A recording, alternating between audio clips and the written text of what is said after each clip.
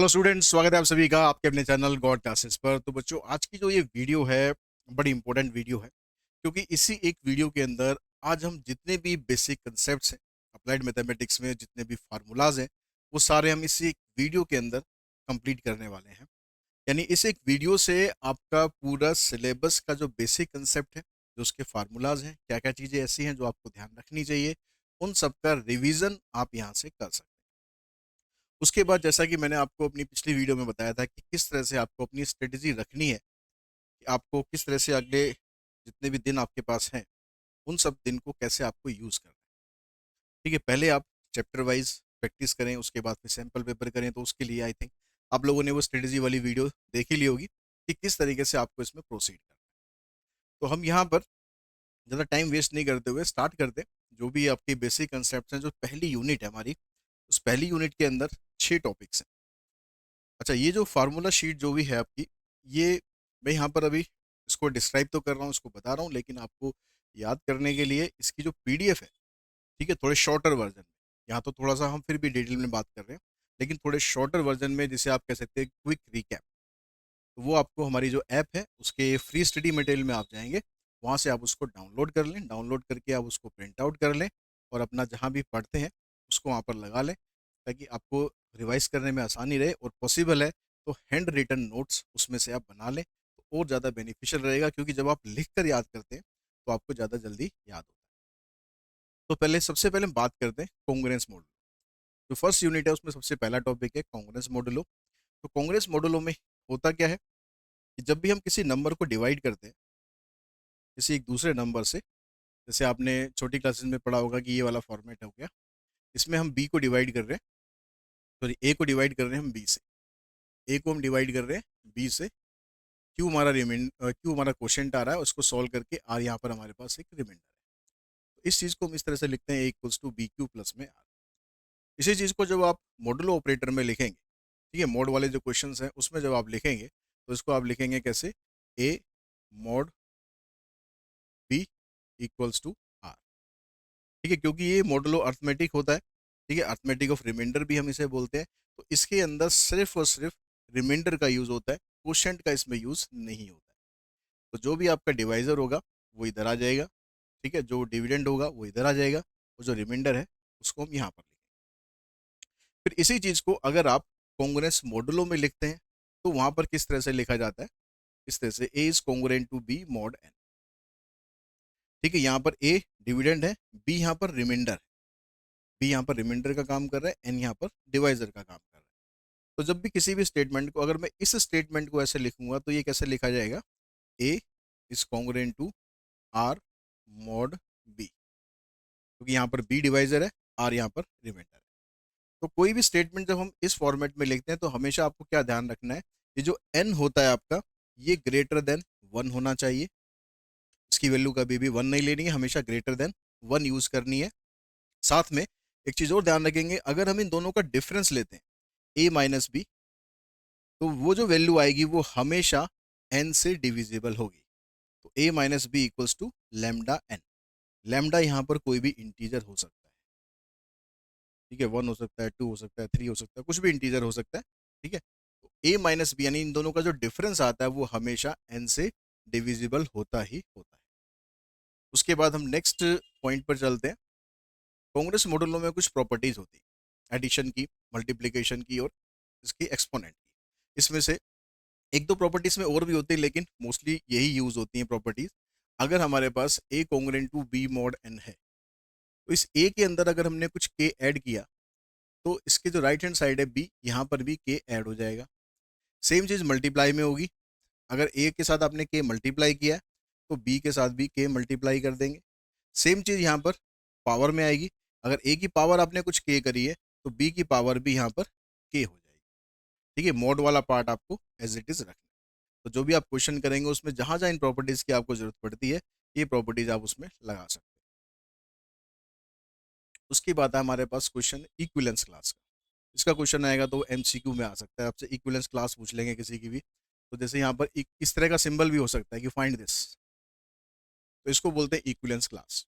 ठीक है, अब इसकी इक्विलेंस क्लास निकालनी है, मतलब आपको वैल्यू निकालनी है यहाँ पर ए की वैल्यू निकालनी, हमने मान लिया कि ए इसकी इक्विवेलेंस क्लास है, तो a is congruent to x mod M.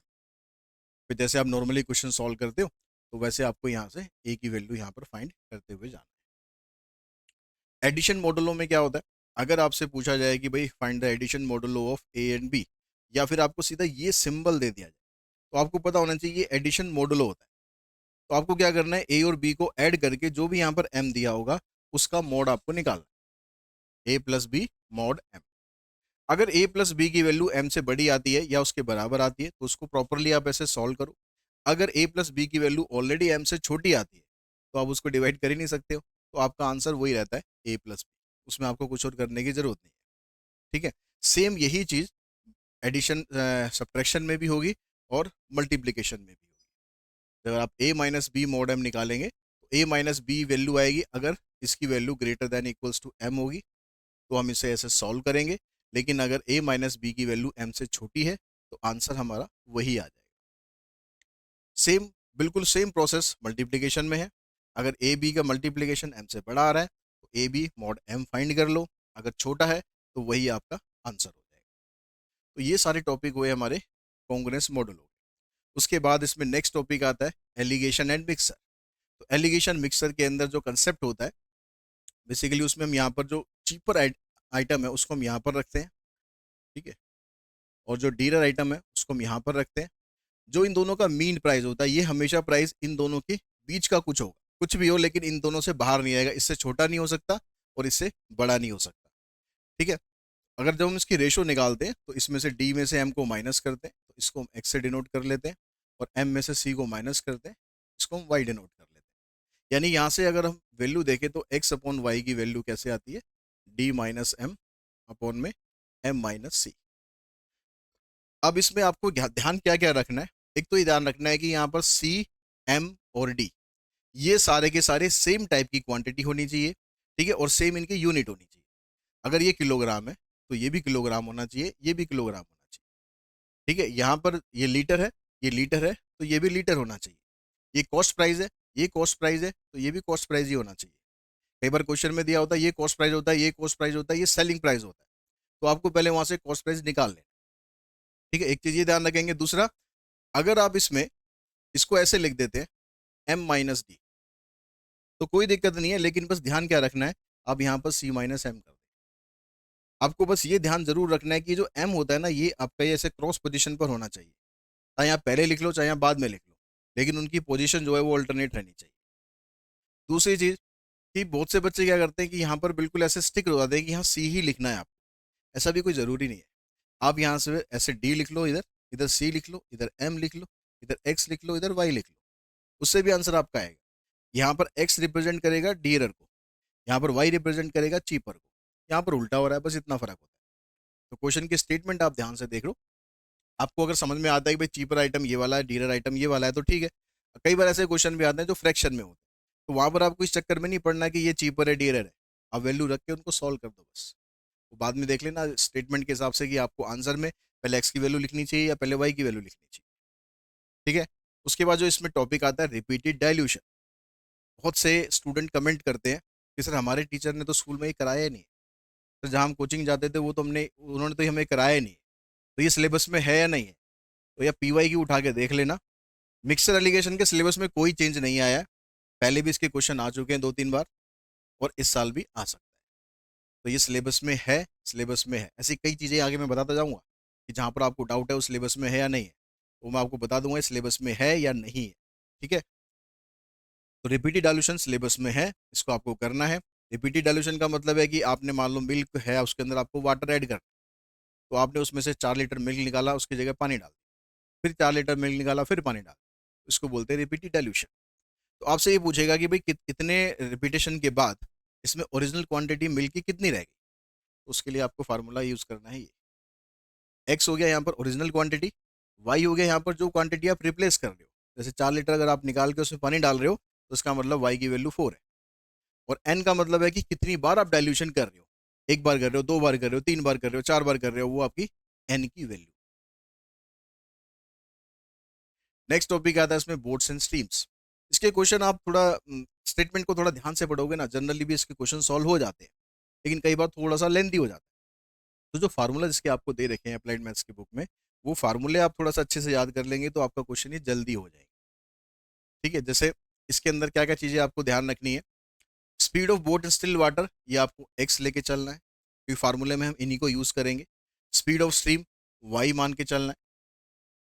Down stream का जो टाइम है वो T1 है और अपस्ट्रीम का टाइम T2 है। डाउन स्ट्रीम की जो स्पीड है उसको डिनोट करते हैं U से, अपस्ट्रीम की जो स्पीड है उसको डिनोट करते हैं V से। तो जब आप एग्जाम में लिखोगे इन क्वेश्चंस में तो आपको ऐसे लिखना है कि let the speed of down stream be X, let the speed of stream be Y. ये नहीं कि भाई एक्स वाई लेके एमसीक्यू है तो जैसे मर्जी कर देना, लेकिन अगर सब्जेक्टिव आप कर रहे हो तो उसमें मेंशन करके चलना कि ये आप एक्स ले रहे हो या आप वाई ले रहे हो। ठीक है, तो फार्मूला क्या होता है, डाउन स्ट्रीम स्पीड में एक्स और वाई दोनों को ऐड कर देते हैं। वो आपको पता है कि भाई डाउन स्ट्रीम का मतलब होता है कि एक जिस तरफ पानी का फ्लो हो रहा है उसी तरफ फ्लो करना, तो उसमें दोनों की स्पीड ऐड हो जाती है। अब स्ट्रीम में क्या होता है, माइनस हो जाती है। जिस भी टॉपिक में आपको लगे ना कि हाँ इस टॉपिक के फार्मूलाज मुझे थोड़ा सा अच्छे से क्लियर नहीं हो रहे हैं, उसके लिए उसका डिटेल वाला जो बेसिक कंसेप्ट जिसमें या वन शॉट उसका वो देख लेना, आपको और अच्छे से क्लियर हो जाएगा। यहाँ पर हम सिर्फ रिवीजन कर रहे हैं, गो थ्रू कर रहे हैं आपके पूरे सिलेबस को। मैं ज़्यादा डीपली उसमें नहीं जा रहा। तो जिसमें डीपली किसी अब में आपको जाना है तो उसका वन शॉट आप देख लेना या उसका जो रेगुलर वीडियोज है वो आप देख लेना। Speed of boat in still water, यानी एक्स की वैल्यू निकालनी है तो उसमें यू प्लस वी अपॉन में 2 हो जाता है। वाई की वैल्यू निकालनी है तो यू माइनस वी अपॉन में 2 हो जाएगा।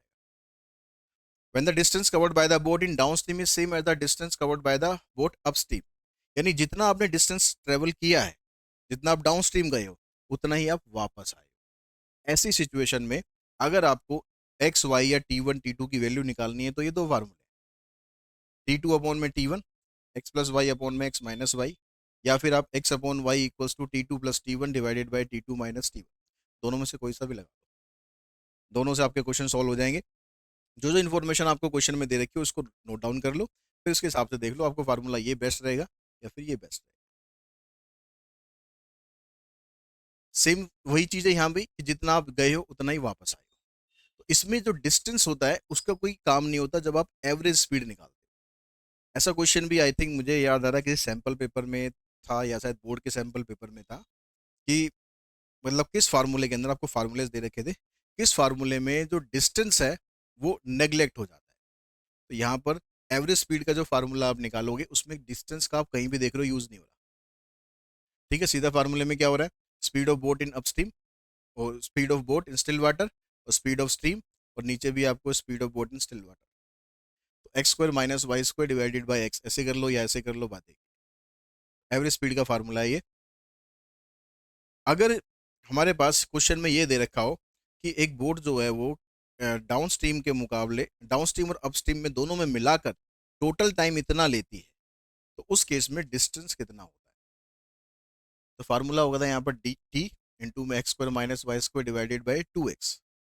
तो यहाँ पर जो टी है, इस टी का मतलब है टोटल टाइम टेकन, आने में और जाने में जो टोटल टाइम लगा। ठीक है, सेम डिस्टेंस का फार्मूला आपको एक और दे रखा है यहाँ पर क्या है, T X square minus Y square upon में 2y। तो दिखने में तो हमें सिर्फ इतना दिखाई दे रहा है, यहाँ पर x है यहाँ पर y है, इतना ही डिफरेंस है। लेकिन सिर्फ इतना डिफरेंस नहीं है, यहाँ पर इस t का भी डिफरेंस है। इस फार्मूले में t क्या है, टोटल टाइम है, जितना आप गए हो और वापस आए हो तो उसमें टोटल टाइम जितना लगा। यहाँ पर जो t है ये टाइम का डिफरेंस है, यानी अप स्ट्रीम जाने में आपको डाउन स्ट्रीम के मुकाबले इतना टाइम ज्यादा लगा। ठीक है, या तो लिखा होगा भाई down stream taken less than this, या लिखा होगा up stream taken more than this. तो जहां पर लेस या मोर का क्वेश्चन आएगा कि भाई इतना कम लगा या इतना ज़्यादा लगा, यानी वो डिफरेंस दे रखा होगा, तो उसमें आपको ये लगाना है फार्मूला। जहां पर आपको दे रखा होगा कि आने और जाने में जो जो टोटल टाइम लगा, वहां पर ये लगाना। ठीक है, ये फार्मूले हमारे बोर्ड्स एंड स्ट्रीम्स के हुए। उसके बाद आता है पाइप एंड सिस्टम। इसके अंदर बेसिकली अगर बात करें तो कोई फार्मूला नहीं है, सारा लॉजिक है।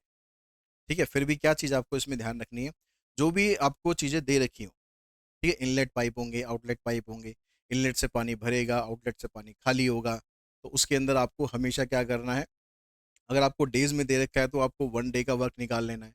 अगर आपको आर का दे रखा है तो आपको 1 आवर का वर्क निकाल लेना है। तो जितना भी टाइम आपको लगता है, ठीक है, जैसे कह रहा है कि inlet pipe can fill a tank in x hours, तो हम ये निकालेंगे कि 1 आवर के अंदर कितना टैंक फिल होगा, तो उसके लिए क्या हो जाएगा वो 1/x।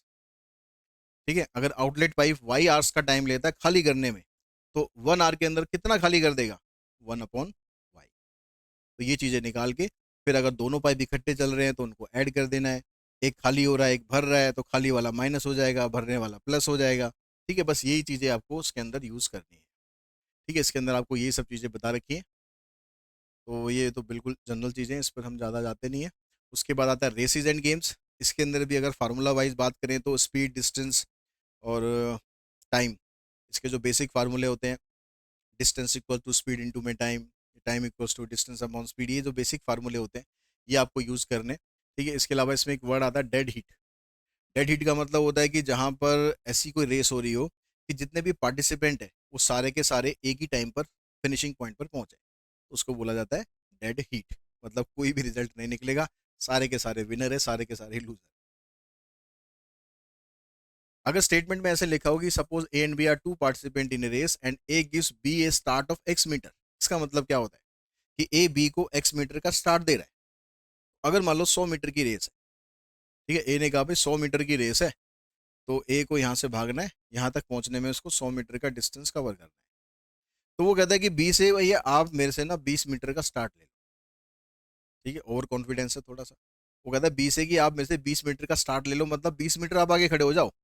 तो बी यहाँ पर खड़ा हो गया मान लो। तो अगर बी को ये रेस जीतनी है तो बी को रेस जीतने के लिए केवल 80 मीटर भागना पड़ेगा। अगर इसने 80 मीटर कवर कर लिया इसके 100 मीटर से पहले तो ये विनर हो जाएगा। उसमें फिर ये नहीं कहेंगे कि भाई ए ने आपको स्टार्ट दे रखा है तो भाई अब ये गड़बड़ हो जाएगी। ठीक है, तो स्टार्ट देने का मतलब है कि इतना आगे खड़ा है बंदा पहले से। स्टेटमेंट आएगी ये कि a beat b by x metre, a ने बी को एक्स मीटर से बीट कर दिया। इसका मतलब हो गया कि ए जब फिनिशिंग पॉइंट पर पहुंचा है तो बी उससे एक्स मीटर पीछे है, अभी बी को इतना और भाग। तो सेम यही चीज गेम्स वाले क्वेश्चन में होती है। उसमें ऐसे लिखा जाता है ए बीट बी बाय 30 पॉइंट या फिर ए कैन गिव बी 30 पॉइंट। दोनों का मतलब एक ही है कि ए बी को 30 पॉइंट दे सकता है। यानी ए के पास अगर 100 पॉइंट है, 100 पॉइंट का गेम है, ए के पास अगर 100 पॉइंट है और बी के पास 70 पॉइंट है, तो हम स्टेटमेंट को कह सकते हैं a can give 30 point to b. यानी ए बी को 30 पॉइंट दे सकता है या ए बीट बी बाय 30 पॉइंट्स। उसके बाद जो फर्स्ट यूनिट है, पार्टनरशिप तो सिलेबस में अब है नहीं, न्यूमेरिकल इनिक्वलिटी, ये भी हमारा फर्स्ट यूनिट है। इस फर्स्ट यूनिट के अंदर जो न्यूमेरिकल इनिक्वलिटीज होती है, क्योंकि उसमें इनिक्वलिटी का साइन होता है, अगर साइन ग्रेटर देन का हो या लेस देन इक्वल्स टू हो या ग्रेटर देन इक्वल्स टू हो, इसको हम बोलते हैं इनिक्वलिटीज। ठीक है, अब इसके अंदर कुछ प्रॉपर्टीज होती है। अगर हमारे पास स्टेटमेंट है कि एक्स वाई से बड़ा है, एडिशन प्रॉपर्टी क्या कहती है कि अगर आपने एक्स के अंदर कुछ ऐड कर दिया तो साइन पर कोई फर्क नहीं पड़ता। जब आप सब्ट्रैक्शन करोगे तो भी कोई फर्क नहीं पड़ता, आप मल्टीप्लाई करोगे तो भी कोई फर्क नहीं पड़ता, और अगर आप डिवीजन करोगे तो भी कोई फर्क नहीं पड़ता। ठीक है, फर्क सिर्फ दो जगह पड़ेगा, इनफैक्ट तीन जगह पड़ेगा। अगर हम किसी नेगेटिव नंबर से मल्टीप्लाई कर रहे हो, अगर मैं एक्स को माइनस के से मल्टीप्लाई कर रहा हूँ तो मेरे को वाई को भी माइनस के से मल्टीप्लाई करना है, तो इसका जो साइन है चेंज हो जाएगा। अगर मैं माइनस के से डिवाइड कर रहा हूँ उस केस में भी इसका साइन चेंज हो जाएगा। अगर मैं इसका रेसिप्रोकल कर रहा हूँ तो भी साइन चेंज हो जाएगा। ठीक है, ये तीन केस होते हैं जब इनइक्वलिटी का साइन चेंज हो जाता है, लेस है तो ग्रेटर हो जाएगा, ग्रेटर है तो लेस हो जाएगा। बाकी सब जगह साइन इसका ऐसे ही रहता है, और इसके ऊपर बेस्ड क्वेश्चन आए हैं, 2 बार एमसीक्यू क्वेश्चन आए। ठीक है, ए इसमें ऐसे ही दे रखा है कि ए बी से बड़ा है और ए एक नेगेटिव नंबर है, ए एक नेगेटिव नंबर है या पॉजिटिव नंबर है, तो फिर आपको चार ऑप्शन दे रखे होंगे, उसमें से कौन सा ठीक ऑप्शन। तो यही प्रॉपर्टीज उसके अंदर यूज होती है। Relation between arithmetic mean and geometric mean. अगर दो नंबर आपको दे रखे हैं, उनका अर्थमेटिक मीन होता है a+b/2 और ज्योमेट्रिक मीन होता है स्क्वायर रूट ऑफ ए। अगर तीन नंबर दे रखे हो तो अर्थमेटिक मीन हो जाएगा a+b+c/3 और cube root of geometric mean आ जाएगा cube root of a b c। हमेशा जो रिलेशन है ये रहेगा कि arithmetic mean is always greater than equals to geometric mean. जिसमें से क्वेश्चन आते हैं कि A B C are real number then the find the least value of this, उस तरह के क्वेश्चन में ये कंसेप्ट आप यूज कर सकते हैं। मॉडुलस फंक्शन, मॉडुलस फंक्शन में क्या होता है, मॉडुलस फंक्शन में आपको पता है कि मॉडुलस फंक्शन को अगर आप मोड को हटाते हो तो आपको दो तरीके से फंक्शन को लिख सकते हो, एक्स और माइनस एक्स। एक्स तब लिखते हैं जब एक्स की value greater than equals to zero होती है, यानी पॉजिटिव होती है। इसकी माइनस एक्स तब ये लिखते हैं जब एक्स की वैल्यू लेस देन जीरो होती है। ठीक है, कुछ प्रॉपर्टीज इसकी ये होती हैं कि एक्स अगर मोड एक्स के बराबर है तो इसका मतलब है कि एक्स कोई पॉजिटिव वैल्यू है या फिर जीरो है। और अगर हम कहते हैं कि भाई एक्स अपने मोड एक्स से छोटा है तो इसका मतलब है कि एक्स कोई नेगेटिव वैल्यू है, क्योंकि नेगेटिव वैल्यू छोटी रहेगी अपनी मोड वैल्यू से, क्योंकि मोड में आने के बाद वैल्यू प्लस में हो जाती है। एक्स वाई को मल्टीप्लाई करके मोड निकालो या उनको अलग अलग मोड निकाल के मल्टीप्लाई कर दो, या एक्स वाई को डिवाइड करके मोड निकालो या दोनों का अलग अलग मोड निकाल के फिर डिवाइड कर दो, दोनों केसेस में रिजल्ट सेम ही रहता है। इसके ऊपर भी बेस्ड क्वेश्चन आते हैं कि भाई मोड एक्स अगर लेस देन वन है तो इसका मतलब एक्स की वैल्यू माइनस वन से, ये एक्चुअली आई है, इंटीजर है, मैं इसको एक वैल्यू लेके चल रहा हूँ, वन लेके चल रहा हूँ, तो माइनस वन से लेकर प्लस वन तक के बीच में एक्स की वैल्यू आएगी।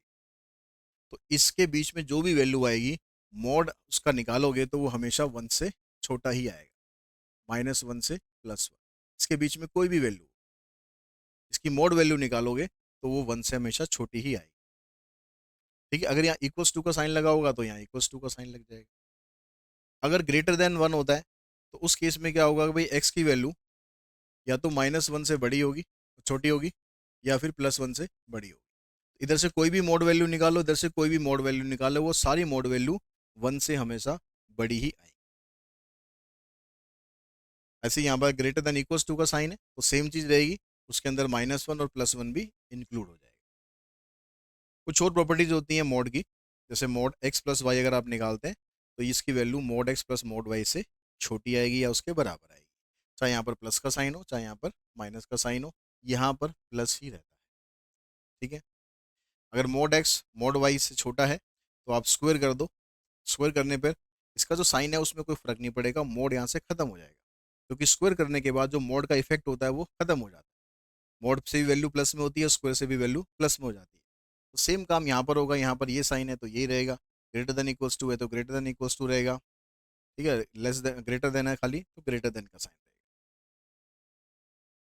तो ये हो गया हमारी फर्स्ट यूनिट। तो फर्स्ट यूनिट है हमारी वो 11 मार्क्स की यूनिट है। ठीक है, तो उसके टॉपिक जो है 6 टॉपिक हैं, और ऑलमोस्ट ऑलमोस्ट हर बार ऐसा होता है कि हर टॉपिक में से एक आध क्वेश्चन आता रहा है, किसी में से 1 नंबर का, किसी में से 2 नंबर का, किसी में से 3 नंबर का, इस तरह से क्वेश्चन उसमें अक्सर आया है। तो हर एक टॉपिक यहाँ पर इंपॉर्टेंट है। सेकेंड यूनिट में 2 टॉपिक आते हैं, मेट्रिसेस एंड डिटर्मिनेंट। तो ये दोनों चैप्टर मिलाकर 10 मार्क्स का काम करते हैं। तो मेट्रिसेस आपको पता है कोई भी एक रेक्टेंगुलर एरे होता है, जो हमारे पास डाटा होती है, जो इन्फॉर्मेशन होती है, जब हम उसको एक रेक्टेंगुलर फॉर्मेट में लिख देते हैं तो उसको बोलते हैं मेट्रिसेस। मेट्रिसेस को हम हमेशा डिनोट करेंगे कैपिटल लेटर से। ठीक है, इसको जो शॉर्ट फॉर्म होती है इसकी, इसको आप ऐसे लिखते हैं AIJ M/N। M/N का मतलब होता है यहाँ पर ऑर्डर, M का मतलब है नंबर ऑफ रो, N का मतलब है नंबर ऑफ कॉलम। ठीक है, तो इसलिए M की जो वैल्यू होती है वो I की जो वैल्यू होती है 1 से लेकर M तक के बीच में होगी, J की वैल्यू भी 1 से लेकर N तक के बीच में होगी। आपसे मैट्रिक्स का ऑर्डर पूछते हैं तो सिंपली आप लिखेंगे M/N। अगर आपसे पूछते हैं भाई नंबर ऑफ एलिमेंट कितने हैं तो MN को मल्टीप्लाई करके लिख देंगे। जैसे फॉर एग्जांपल कोई मैट्रिक्स ऐसी है जिसका ऑर्डर है 2/3, इसमें तो आप ऐसे 2/3 लिख के छोड़ देंगे, इसमें आंसर आ जाएगा 6। ऑर्डर पूछेगा तो बस ऐसे ही लिख के छोड़ देना है, एलिमेंट पूछेगा तो उसे मल्टीप्लाई करके जो भी आंसर आएगा आपका वो लिख देंगे। अलग अलग मैट्रिसेस की टाइप होती है, यहाँ पर कंपेरेबल मैट्रिसेस है। कंपेरेबल मैट्रिसेस जिसमें मैट्रिक्स को आप आपस में कंपेयर कर सकते हो, यानी जिसका ऑर्डर सेम होना चाहिए बस। ऑर्डर अगर सेम है तो उसको बोलेंगे कंपेरेबल मैट्रिसेस। इक्वल मैट्रिसेस बोलते हैं जिसमें ऑर्डर भी सेम हो और कॉरस्पॉन्डिंग एलिमेंट भी सेम हो, यानी उनकी पोजीशन के हिसाब से जो पहला एलिमेंट है पहले के बराबर हो, दूसरे का दूसरे के बराबर हो, तीसरे का तीसरे के बराबर हो, इस तरीके से। ठीक है, तो कोई भी इक्वल मैट्रिक्स होती है वो कंपेरेबल तो होगी ही होगी, लेकिन कंपेरेबल हमेशा इक्वल नहीं होंगे। कंपेरेबल का मतलब है सिर्फ ऑर्डर इक्वल होना चाहिए, कंपेरेबल कह सकते हैं उसे, इक्विवेलेंट मैट्रिसेस कह सकते हैं। लेकिन अगर इक्वल मैट्रिसेस है तो उसमें एलिमेंट्स भी उसके सेम होने चाहिए कॉरस्पॉन्डिंग पोजीशन पर। ठीक है, ये नहीं कि ये ना हो, जैसे मान लो ये मैट्रिक्स है एक, ठीक है, और एक मैट्रिक्स ये, इनकी कॉरस्पॉन्डिंग पोजीशन पर एलिमेंट सेम है, ठीक है, ऐसा नहीं हो सकता कि यहाँ पर हम कहेंगे भाई 1 2 3 4 तो है ही, ये बराबर नहीं है, क्योंकि इस पोजीशन पर यहाँ पर 2 है, यहाँ पर 3 है। ठीक है, ये चीज ध्यान रखनी है इसमें। रो मैट्रिक्स होती है जिसमें खाली एक रो होती है, कॉलम जितने मर्जी हो जाए। कॉलम मैट्रिक्स होती है जिसमें एक कॉलम होता है, जैसे कोई एक मल्टी स्टोरी बिल्डिंग, ठीक है, उसके अंदर फ्लोर कितने भी बना लो, जो बिल्डिंग है वो एक ही रहती, कॉलम उसका एक ही रहेगा। नल और जीरो मैट्रिक्स और वाइड मैट्रिक्स, इसके सारे एलिमेंट जीरो हो, कैसे भी मैट्रिक्स हो, एलिमेंट सारे जीरो उसके होने चाहिए, उसको बोलेंगे नल मैट्रिक्स। स्क्वायर मैट्रिक्स, जैसे इसका नाम है वैसे ही काम है, जब number of row number of column दोनों बराबर होते हैं तो उसको स्क्वायर मैट्रिक्स बोलते हैं। जैसे 3 by 3 मैट्रिक्स अगर अब लिखनी है हमें, तो ऐसे लिख सकते हैं हम। तो उसमें 3 रो हैं 3 कॉलम है, तो स्क्वायर मैट्रिक्स है। और इसमें ये जो एलिमेंट होते हैं इसको बोलते हैं डायगोनल एलिमेंट। हमेशा डायगोनल एलिमेंट ऐसे लेने हैं, उल्टे नहीं लेने। ठीक है, ऐसे लेने हैं। डायगोनल मैट्रिक्स के एलिमेंट जो होते हैं, अगर ये सारे एलिमेंट को छोड़कर बाकी सब जीरो हो जाए तो उसको बोलते हैं डायगोनल मैट्रिक्स। ठीक है, जैसे मान लो यहाँ पर ये 1 2 3 रह जाए, बाकी सब ये जीरो हो जाए, इसको हम बोलेंगे एक डायगोनल मैट्रिक्स है। स्केलर मैट्रिक्स बोलेंगे हम जब इसके डायगोनल वाले एलिमेंट सारे सेम हो जाए, ये होती है स्केलर। और आइडेंटिटी मैट्रिक्स, जिसमें सारे के सारे एलिमेंट यहाँ पर डायगोनल वाले 1 हो जाए, ये I3 है, identity matrix of order 3। Order 2 का होगा तो 1 0 0 1 ऐसे बन जाएगी। तो क्वेश्चन के हिसाब से भी आप लिख सकते हो, अगर उसमें ऐसे I3 I2 नहीं लिखा तो क्वेश्चन में जो बाकी मैट्रिसेस है उनको फॉलो करेंगे, उसमें अगर सारी 3 by 3 है तो 3 by 3 लेंगे ये वाली, अगर 2 by 2 है 2 by 2 लेंगे, इसको डिनोट करते हैं हमेशा आई से। ठीक है, यूनिटी मैट्रिक्स भी इसे बोलते हैं। Operation of matrices, addition. Addition में सिंपल क्या होता है भैया, मल्टीप्लाई, जो उसके कॉरस्पॉन्डिंग एलिमेंट है उनको आपस में ऐड करते जाओ। ठीक है, जैसे एक ये मैट्रिक्स होगी 1 2 -3 -4, एक मैट्रिक्स ये होगी 0 1 2 5। ठीक है, ए हो गया, ये बी हो गया, इन दोनों का ऑर्डर सेम है, तो इनको आप ऐड भी कर सकते हो, सब्ट्रैक्ट भी कर सकते हो, ऑर्डर बस सेम होना चाहिए। ठीक है, इसको इसके साथ ऐड कर देंगे, इसको इसके साथ ऐड कर देंगे, इसको इसके साथ ऐड कर देंगे, इसको इसके साथ ऐड कर देंगे। और जब हम सब्ट्रैक्शन की बात करेंगे तो सेम चीज रहेगी, बस इनको आपस में सब्ट्रैक्ट कर देना। ठीक है, स्केलर मल्टीप्लिकेशन में क्या होता है, कोई एक मैट्रिक्स होती है उसको किसी स्केलर नंबर से मल्टीप्लाई कर देंगे, तो आपके पास जैसे मान लो ए मैट्रिक्स है 1 3 2 5 0 1, आपको निकालना है मान लो 3A, तो इन सबको आप 3 से मल्टीप्लाई कर देंगे, ये बन जाएगी 3। तो 3 यहाँ पर स्केलर है, ए यहाँ पर मैट्रिक्स है। जब दो मैट्रिक्स को मल्टीप्लाई करते हैं तो सबसे पहली चीज़ तो ये होती है कि जब हम मल्टीप्लाई करते हैं तो उनके ऑर्डर का आपको जरूर ध्यान रखना कि किस मैट्रिक्स का ऑर्डर क्या है, क्या वो मल्टीप्लाई हो भी सकती है, नहीं हो सकती है। तो उसके लिए हमेशा हम क्या देखते हैं, जो पहले वाली मैट्रिक्स है उसकी कॉलम को देखेंगे, और बाद वाली मैट्रिक्स है उसके रो को देखेंगे। ठीक है, if A matrix of order m/n and B is a matrix of order n/p, देखो ये n है, ये n है, तो हम इन दोनों को मल्टीप्लाई कर सकते हैं, और मल्टीप्लाई करने के बाद जो मैट्रिक्स बनकर आती है उसका ऑर्डर हो जाता है m/p। ठीक है, कई बहुत से क्वेश्चन ऐसे हो सकते हैं एमसीक्यू में जो सिर्फ ऑर्डर वाले बेस पर होते हैं, तो उसमें आपको पूरा सॉल्व करने की जरूरत ही नहीं पड़ेगी। ये ए मान लो ये है, बी आपके पास ये है, तो ये दोनों अगर सेम है तो इसका मतलब है कि ए बी एग्जिस्ट करता है, मल्टीप्लाई हो सकता है। ठीक है, और मल्टीप्लाई करने के बाद जो ए बी बनकर आएगा उसका ऑर्डर बनेगा m/p।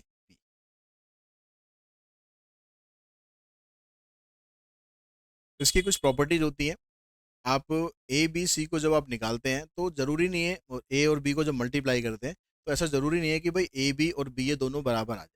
जैसे नॉर्मल अलजेब्रा में तो क्या होता है 2 × 3 या 3 × 2 बात एक ही रहती है, लेकिन मैट्रिक्स में A × B या B × A करोगे तो दोनों अलग अलग चीजें हैं। ठीक है, किसी किसी केस में हो सकता है कि सेम आ जाए, लेकिन हमेशा कोई मैंडेटरी नहीं है कि वो बराबर आए, यानी ये कम्यूटेटिव नहीं होता। एसोसिएटिव ये होता है, अगर ए बी को मल्टीप्लाई करके फिर सी से मल्टीप्लाई करें, या पहले बी सी को मल्टीप्लाई करके रख लो फिर ए बी सी को मल्टीप्लाई करें, तो ये दोनों का रिजल्ट बराबर आता है। आइडेंटिटी को किसी से भी मल्टीप्लाई कर लो वही मैट्रिक्स बन जाती है। जैसे 1 होता है हमारा, 1 को 7 से मल्टीप्लाई करोगे तो आंसर 7 ही रहता है। तो आई को हम ए से मल्टीप्लाई करेंगे या ए को आई से करेंगे तो हमारा आंसर हमेशा ए ही रहेगा। ए इंटू में बी प्लस सी होता है तो इसको आप ए बी प्लस ए सी ऐसे लिख सकते हैं। अगर ए बी और ए सी दोनों बराबर है तो इसका मतलब ये जरूरी नहीं है कि आप ए से ए काट दो बी और सी बराबर हो जाए, ऐसा जरूरी नहीं होता। कैंसिलेशन लॉ मल्टीप्लाई में अप्लाई नहीं होता, एडिशन में कर सकते हो, मल्टीप्लाई में कैंसिलेशन लॉ अप्लाई नहीं होता। लैम्डा को ए बी से मल्टीप्लाई करना है या लैम्डा ए को बी से कर दो या ए को लैम्डा बी से कर दो, रिजल्ट हर जगह से सेम ही आना है, कोई टेंशन नहीं। ए बी का मल्टीप्लाई करने पर अगर वो जीरो मैट्रिक्स बन जाती है तो इसका मतलब ये जरूरी नहीं है कि ए जीरो है या बी जीरो है या दोनों के दोनों ही जीरो, ऐसा कोई जरूरी नहीं है। ऐसा भी हो सकता है कि ए कोई नॉन जीरो हो, बी भी नॉन जीरो हो, लेकिन उनको मल्टीप्लाई करें तो सारा जीरो हो जाए। A and B are two matrices such that a b exist then b a may और मे नॉट। ये पहले भी हम डिस्कस कर चुके हैं कि ए बी को मल्टीप्लाई हमने कर लिया तो जरूरी नहीं है कि बी ए बी मल्टीप्लाई हो जाए। ठीक है, जैसे हमारा यही केस था, इसमें हम देखेंगे बी ए को मल्टीप्लाई करने की कोशिश करेंगे तो नहीं होगा, क्योंकि बी का ऑर्डर क्या है एन बाय पी, ए का ऑर्डर क्या है एम बाय एन, तो ये दोनों बराबर नहीं है। इस केस में बी ए मल्टीप्लाई हो ही नहीं सकता।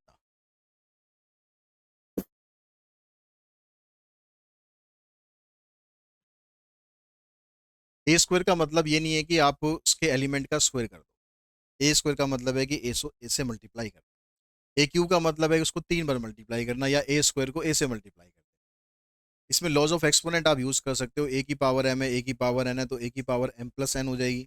ए की पावर एम एन है तो यहाँ पर ए की पावर ये दोनों मल्टीप्लाई हो जाएंगी, या ऐसे हो ए की पावर एन फिर उसकी पावर एम, तो ये मल्टीप्लाई हो जाएंगी। आई की पावर कितनी भी कर लो आई ही रहता है, जैसे वन की पावर कितनी भी करो वन रहता है, आई की पावर कितनी भी करो आई ही रहता है। जब आप मैट्रिक्स पोलिनोमियल में कन्वर्ट करते हो किसी भी एल्जेब्रिक एक्सप्रेशन को मैट्रिक्स पोलिनोमियल में कन्वर्ट करते हो तो आपको हमेशा चीज क्या ध्यान रखनी है, यहाँ ठीक हो जाता है एक्स की जगह ए रख देते हो, यहाँ एक्स की जगह ए रख देते हो, इस टू को खाली छोड़ देते हैं। तो ये बहुत कॉमन मिस्टेक है। जो भी स्केलर क्वांटिटी होती है, कांस्टेंट वाली क्वांटिटी होती है, उसके साथ हमेशा आपको आई मल्टीप्लाई कर देना है, क्योंकि जब आप इसको मैट्रिक्स पोलिनोमियल में कन्वर्ट कर रहे हो तो ये सारा ही मैट्रिक्स में होना चाहिए। ठीक है, इस चीज का जरूर आप ध्यान रखें।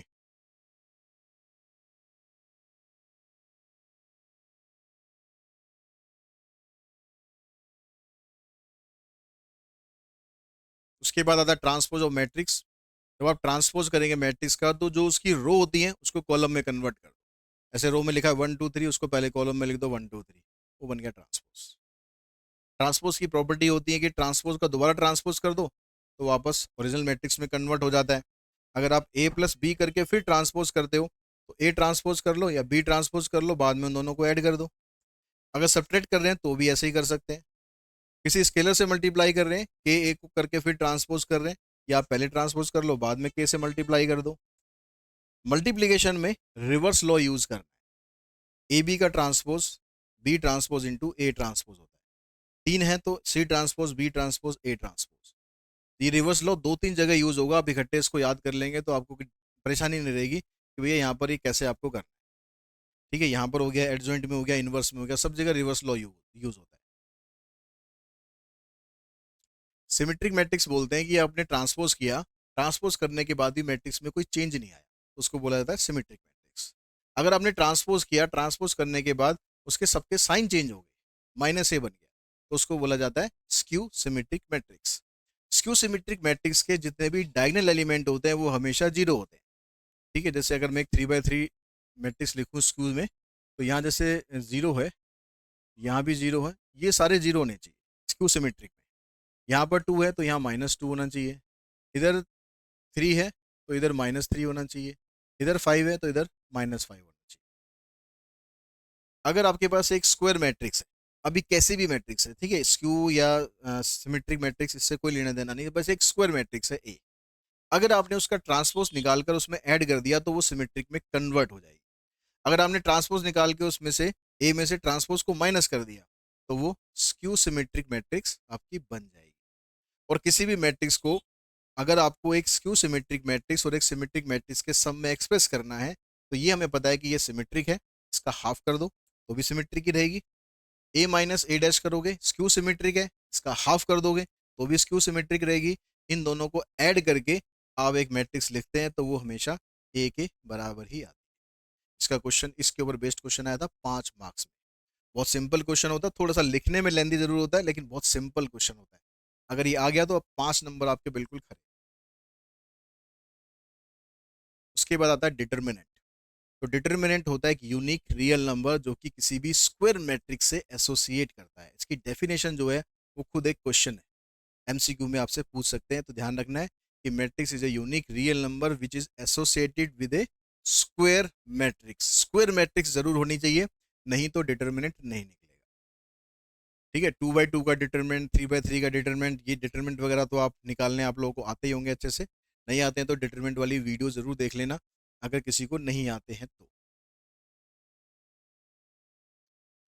Minor and cofactor.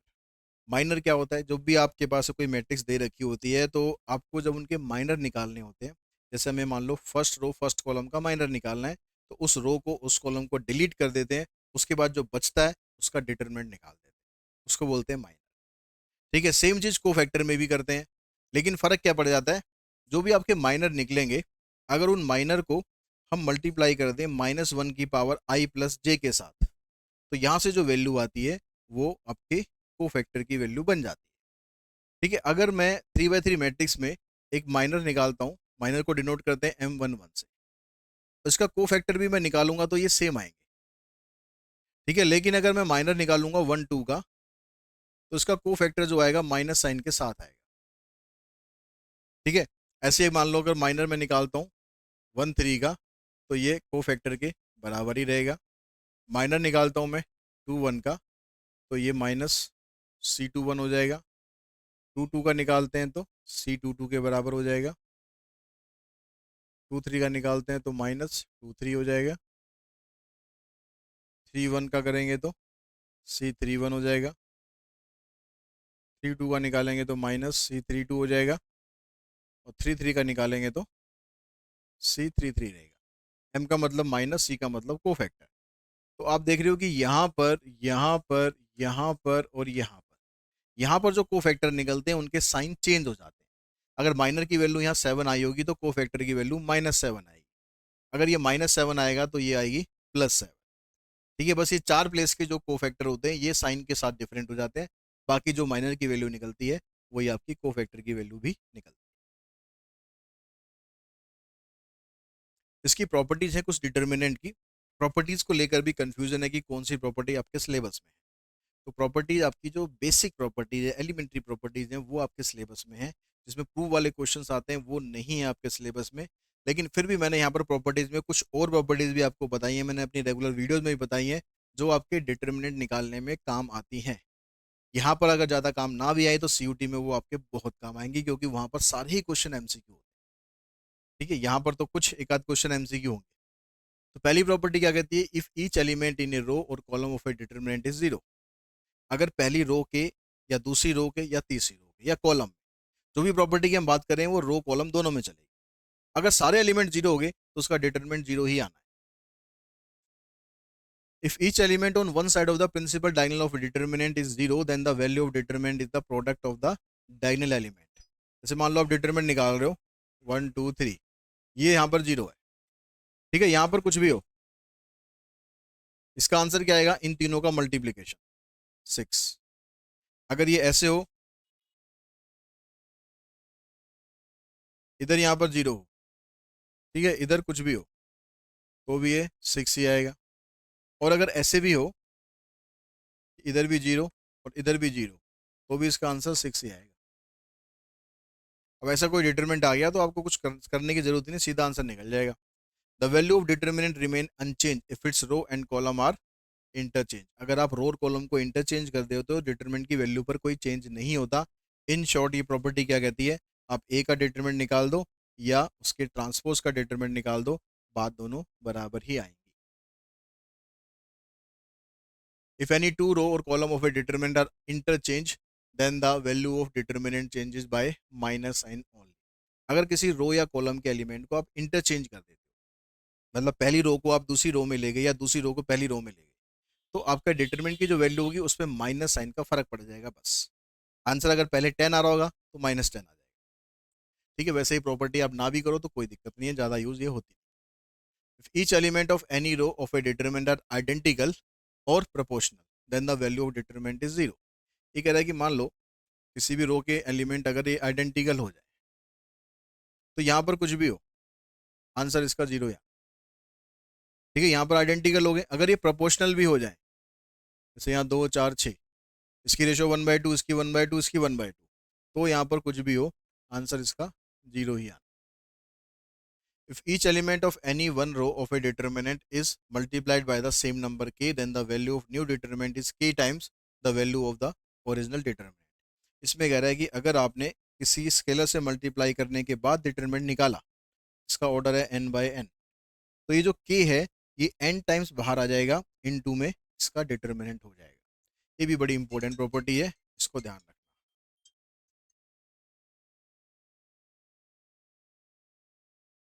Next property में कहता है the sum of the product of element of any row with the cofactor of the corresponding element of some other row और कॉलम इज जीरो। कह रहा है कि आपने कोफैक्टर निकाल लिया, मान लो किसी एक रो के आपने कोफैक्टर निकाल लिया। ठीक है, अगर मान लो मैं निकालता हूँ सेकंड रो के कोफैक्टर, और इनको अगर मैं किसी और रो के एलिमेंट के साथ मल्टीप्लाई कर दूं, जैसे मान लो मैंने फर्स्ट रो के एलिमेंट के साथ मल्टीप्लाई कर दिया इसको, उस केस में जो रिजल्ट आएगा वो हमेशा जीरो आएगा। ठीक है, एक प्रॉपर्टी और होती है इसकी, अगर हमने इन कोफैक्टर को इन्हीं के एलिमेंट के साथ मल्टीप्लाई कर दिया, तो यहाँ पर मान लो ये ऐसे हो गया,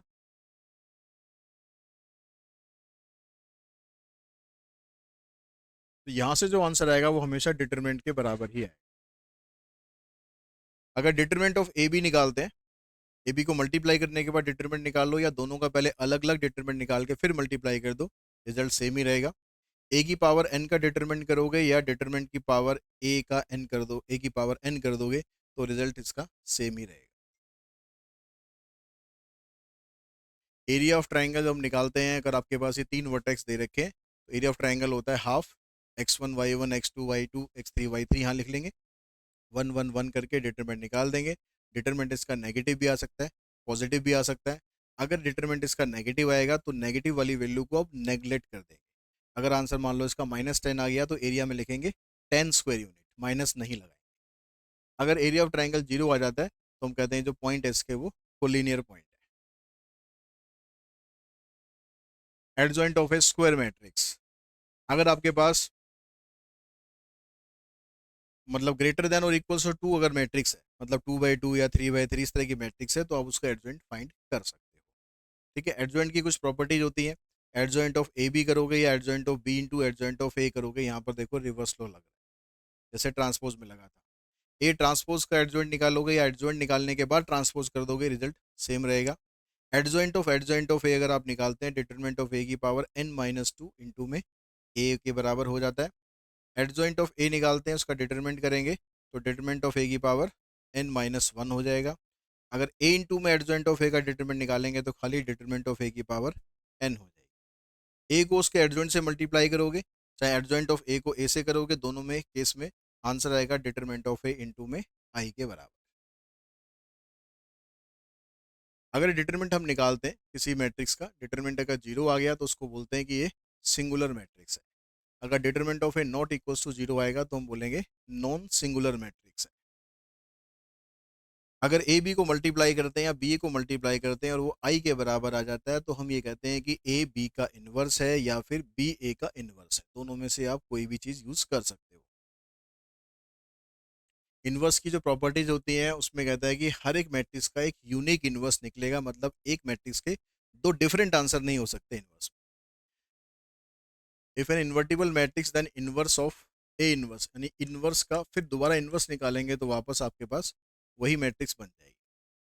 अगर स्क्वायर मैट्रिक्स इन्वर्टिबल है तो उसका determinant not equals to zero ही होना चाहिए। अगर डिटर्मिनेंट ऑफ ए जीरो आ गया तो इसका मतलब है उसका आप इन्वर्स नहीं निकाल सकते हो।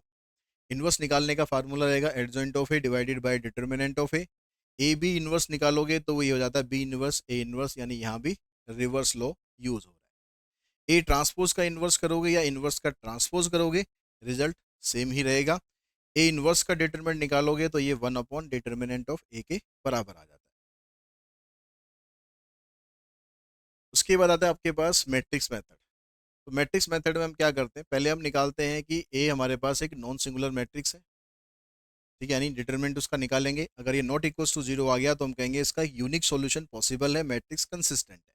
सॉल्यूशन कैसे निकालेंगे, X equals to A inverse B, इसको यूज करके हम एक्स की वैल्यू निकाल देंगे।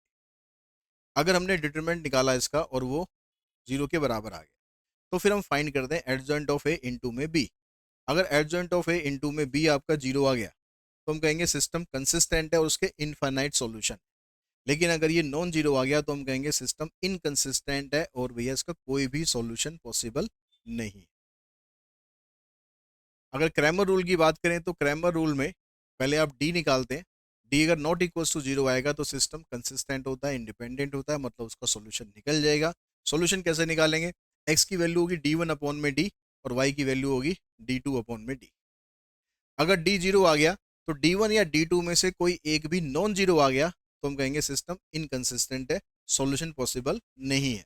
लेकिन अगर ये सारे ही जीरो आ गए तो हम कहेंगे सिस्टम कंसिस्टेंट तो है लेकिन डिपेंडेंट है और उसके बहुत सारे सॉल्यूशन पॉसिबल है।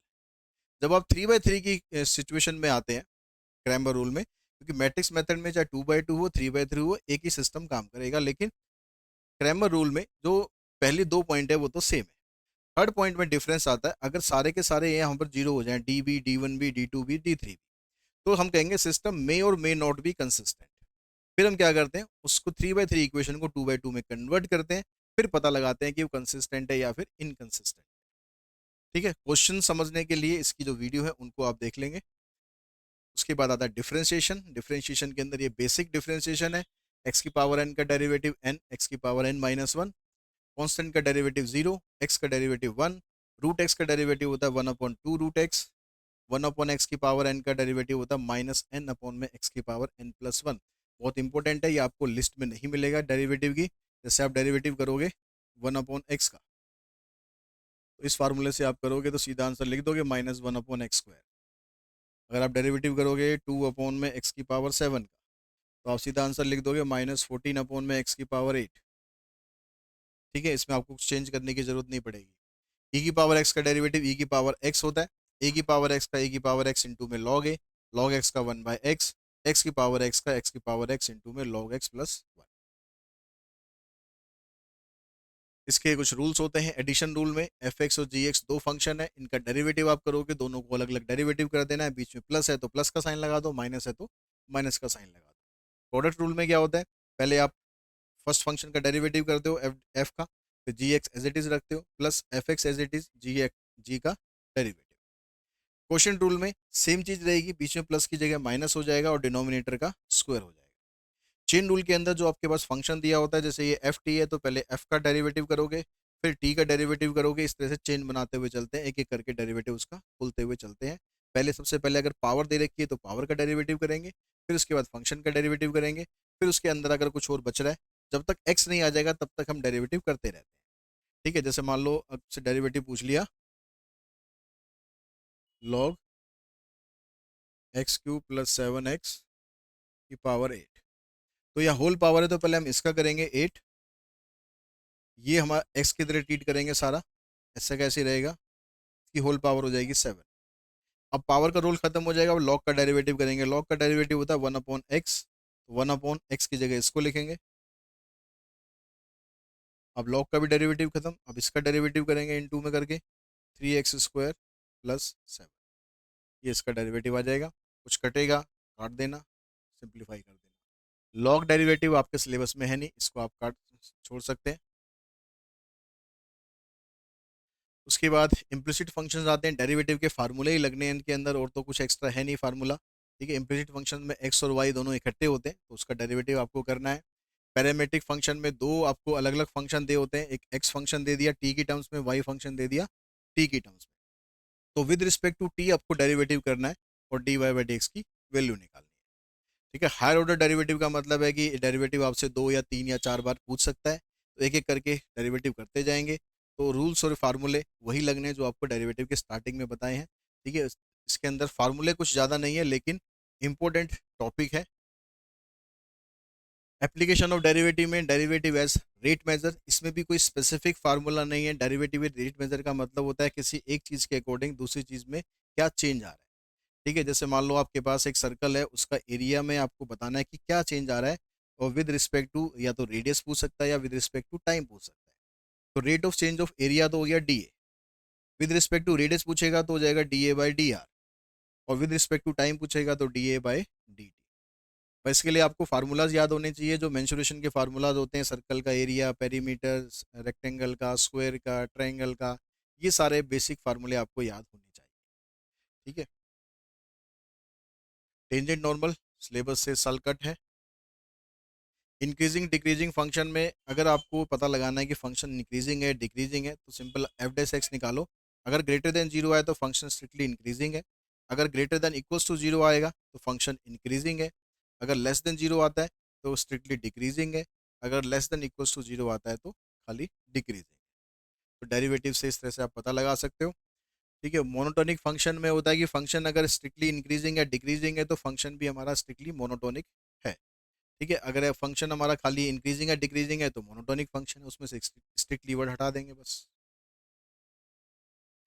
मैक्सिमम मिनिमम में एब्सोल्यूट मैक्सिमम और एब्सोल्यूट मिनिमम वैल्यू निकालनी है, तो जो भी आपको फंक्शन दे रखा होता है उसका क्रिटिकल पॉइंट निकालते हैं। क्रिटिकल पॉइंट कैसे निकलता है, एफ डैश एक्स निकालेंगे, एफ डैश एक्स को जीरो पुट करेंगे तो यहाँ से आपके पास एक्स की डिफरेंट वैल्यूज आ जाएंगी, उसको बोलते हैं क्रिटिकल पॉइंट।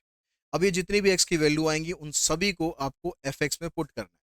अगर ये क्रिटिकल वैल्यू मान लो सी आ रही है, ठीक है, तो आपको एफ सी निकालना। मान लो तीन चार वैल्यू आ गई, F C one, F C two, F C three, तीन वैल्यू होगी। ये तीनों वैल्यू आपको जो क्वेश्चन होगा, जो फंक्शन होगा उसके अंदर पुट कर देनी है। जो सबसे बड़ी वैल्यू है एब्सोल्यूट मैक्सिमम है, जो सबसे छोटी आएगी वो एब्सोल्यूट मिनिमम। जो भी आपके पास c one c two c three value आती है, ये एक इंटरवल दे रखा होगा आपको क्लोज, उसके बीच में से ही ये सारी वैल्यू बिलोंग करनी चाहिए। उससे बाहर कोई वैल्यू है तो उसको आप छोड़ देंगे, उसको आपको लेने की जरूरत नहीं। फर्स्ट डेरिवेटिव टेस्ट से पता लगा सकते हैं कि लोकल मैक्सिमा या लोकल मिनिमा क्या होगा। तो उसके लिए क्या करना होता है कि भाई F x decreasing in the left neighborhood of C and increasing in the right neighborhood of C changes its sign from negative to positive x as x increases through C. Also fc is a local minimum value of fx। ठीक है, थोड़ा सा theoretical हो जाता है, तो इसको मैं सीधा सिंपल लैंग्वेज में बात करूं। वैसे अगर आप इसको क्वेश्चन से समझोगे ना, जहाँ पर फर्स्ट डेरिवेटिव का हमने क्वेश्चन करा रखे हैं वहां से इसको समझोगे तो बड़ा अच्छे से समझ में आ जाएगा।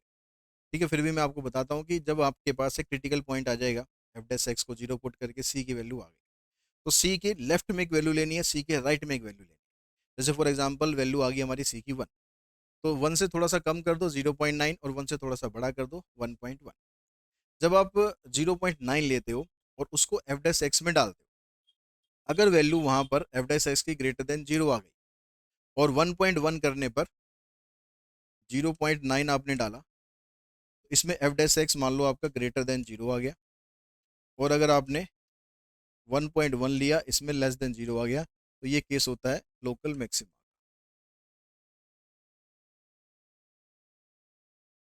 अगर आपने एफ डैश एक्स में 0.9 डाला और ये लेस देन हो गया, यहाँ पर वैल्यू कम हुई, यहाँ लेस देन हो गया, यहाँ वैल्यू आपने बढ़ाई, ये ग्रेटर देन जीरो हो गया, तो ये पॉइंट होता है लोकल मिनिमा।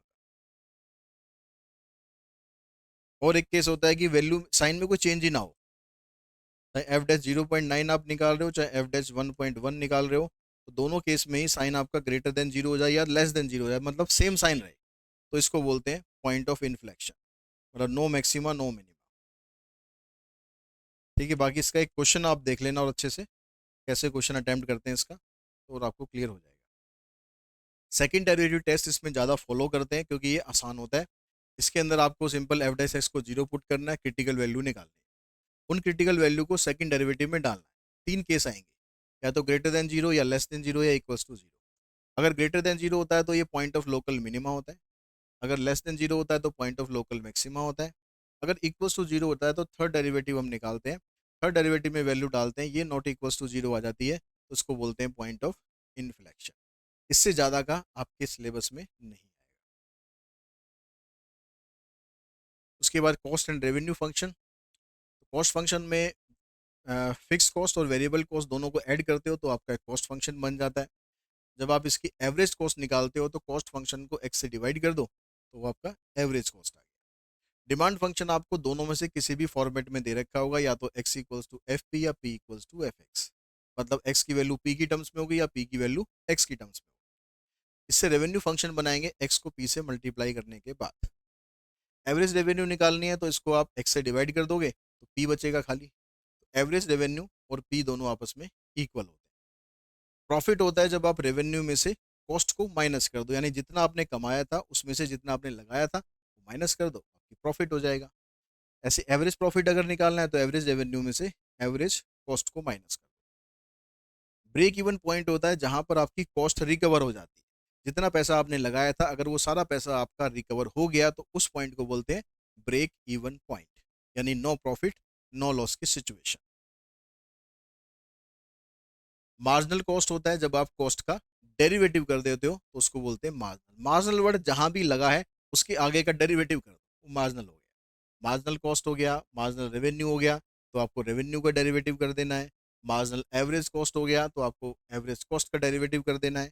एवरेज कॉस्ट का एक फार्मूला, मार्जिनल एवरेज कॉस्ट का ये फार्मूला भी होता है, और ये फार्मूला दो बार, एक नहीं दो बार, आप प्रीवियस ईयर क्वेश्चन में देखोगे तो ये फार्मूला आपको दो बार दिखाई देगा कि marginal average cost equals to 1/x of marginal cost minus average cost. ये फार्मूला आपसे दो बार पूछा गया है, ठीक है, एमसीक्यू।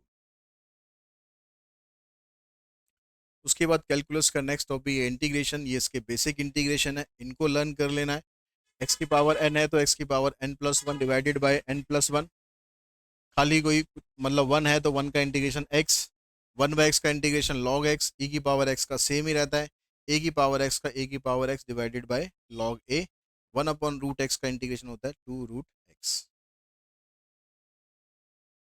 सब्सटीट्यूशन मेथड के अंदर ये तीन इसके शॉर्ट ट्रिक्स होते हैं कि अगर आपके पास कोई फंक्शन है एफ एक्स और उसका इंटीग्रेशन है कैपिटल एफ एक्स, तो इस एक्स को अगर आप किसी लीनियर फंक्शन से रिप्लेस कर देते हो तो आंसर में भी ऐसे आ जाएगा, एफ एक्स की जगह ये लीनियर फंक्शन आ जाएगा। एक एक्स्ट्रा काम क्या करना है, जो एक्स के साथ यहाँ पर आपको दे रखा होगा कोफिशिएंट, उससे इसको और डिवाइड कर देना।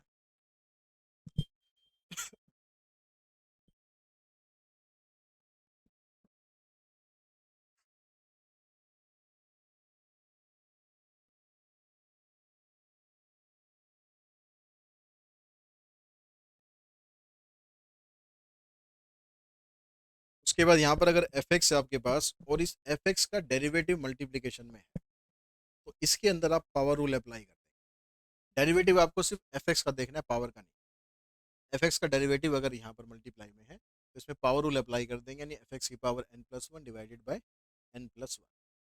अगर नीचे जो डिनोमिनेटर है उसका का पूरा डेरिवेटिव ऊपर दिया हुआ है तो आंसर हो जाएगा सीधा लॉग ऑफ एफ एक्स।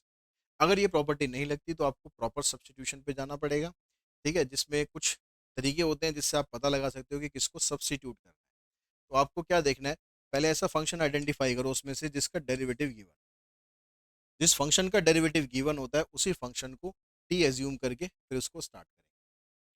अगर ये चीज़ नहीं होती है तो आप एक्सपोनेंट देखो किसका, एक्सपोनेंट अगर आपका फ्रैक्शन में आ जाए या कोई बहुत बड़ी पावर आ जाए तो आप उसी फंक्शन को टी पुट कर दो, फिर स्टार्ट करो।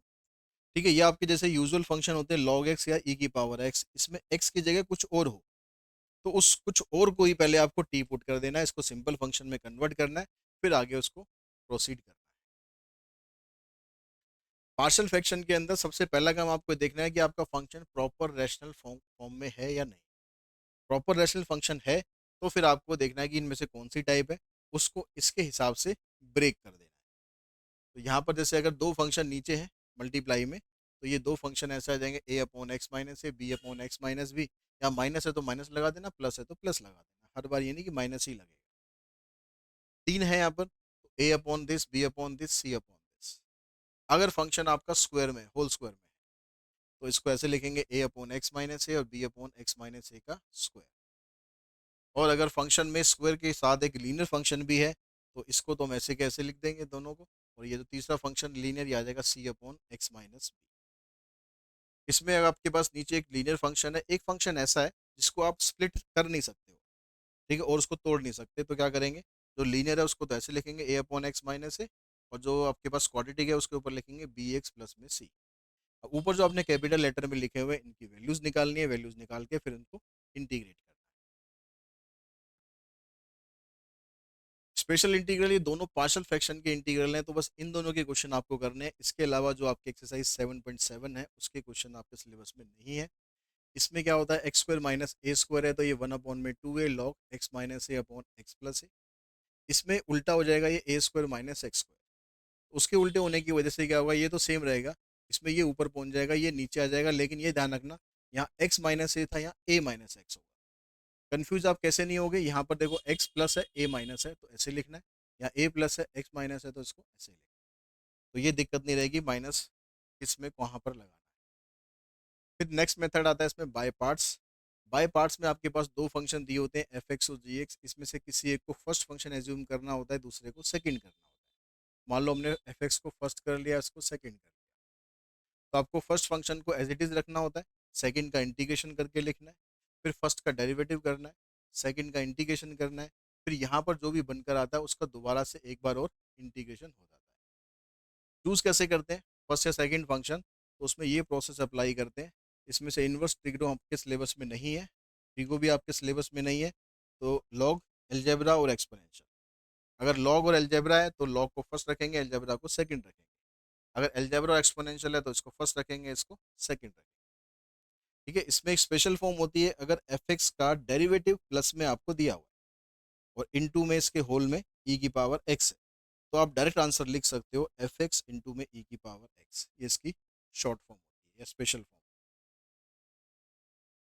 डेफिनेट इंटीग्रल में नॉर्मली इंटीग्रेशन आप वैसे ही करेंगे, बस उसमें लिमिट और अप्लाई करनी हो जाती है। जैसे इसका इंटीग्रेशन करेंगे तो ये मान लो कैपिटल एफ एक्स आ गया। इसमें एक बात और होती है कि आपको प्लस सी जो हम लगाते हैं इंडेफिनेट इंटीग्रल में, वो आपको यहाँ लगाने की जरूरत नहीं होती क्योंकि वो कट जाता है, इसलिए उसको हम लगाते ही नहीं है। तो यहाँ पर अपर लिमिट, ये लोअर लिमिट, पहले एक्स की जगह अपर लिमिट पुट करेंगे, माइनस का साइन, फिर लोअर लिमिट पुट कर देंगे, इसको सॉल्व कर देंगे तो ये आपका सिंप्लीफाई हो जाएगा। मार्जिनल फंक्शन में अगर आपको, पीछे हमने सीखा था कि मार्जिनल आपको फंक्शन निकालना है तो उसके आगे जो भी लिखा होता है जैसे मार्जिनल कॉस्ट, तो कॉस्ट का डेरिवेटिव कर देते हैं। अब आपको मार्जिनल कॉस्ट दिया हुआ होगा, कॉस्ट निकालना होगा, तो उल्टा काम करना है, मतलब इंटीग्रेशन कर देना। तो मार्जिनल कॉस्ट का इंटीग्रेशन करोगे कॉस्ट आ जाएगा, मार्जिनल रेवेन्यू का इंटीग्रेशन करोगे रेवेन्यू आ जाएगा। बाकी ये फार्मूले पहले भी हमने पढ़ी लिए हैं, वही सेम फार्मूले। कंज्यूमर सरप्लस निकालना है तो 0 to x0 D x D demand function minus x not P not. X not क्या है यहाँ पर, क्वांटिटी, और उस क्वांटिटी पर उसका प्राइस कितना है, वो हो गया पी नॉट। जब प्रोड्यूसर सरप्लस निकालते हैं तो एक्स नॉट पी नॉट पहले आ जाएगा और यहाँ पर सप्लाई फंक्शन आ जाएगा। अगर क्वेश्चन में लिखा हो इक्विलिब्रियम या फिर प्योर कंपटीशन, उस केस में डिमांड फंक्शन और सप्लाई फंक्शन दोनों बराबर रहेंगे, उनकी हेल्प से आप एक्स और पी की वैल्यू निकाल लेंगे। फिर जो भी आपसे पूछा गया होगा वो आप निकालेंगे और इसका क्वेश्चन 100% चांस है, 100 तो मैं नहीं कहूँगा, ठीक है, 99.99% चांस है कि इसका क्वेश्चन आपका आ सकता है। 3 नंबर में भी आ सकता है, केस स्टडी बन के भी आ सकता है। डिफरेंशियल इक्वेशन के अंदर आपको पहला जो टॉपिक है ऑर्डर और डिग्री निकालनी होती है।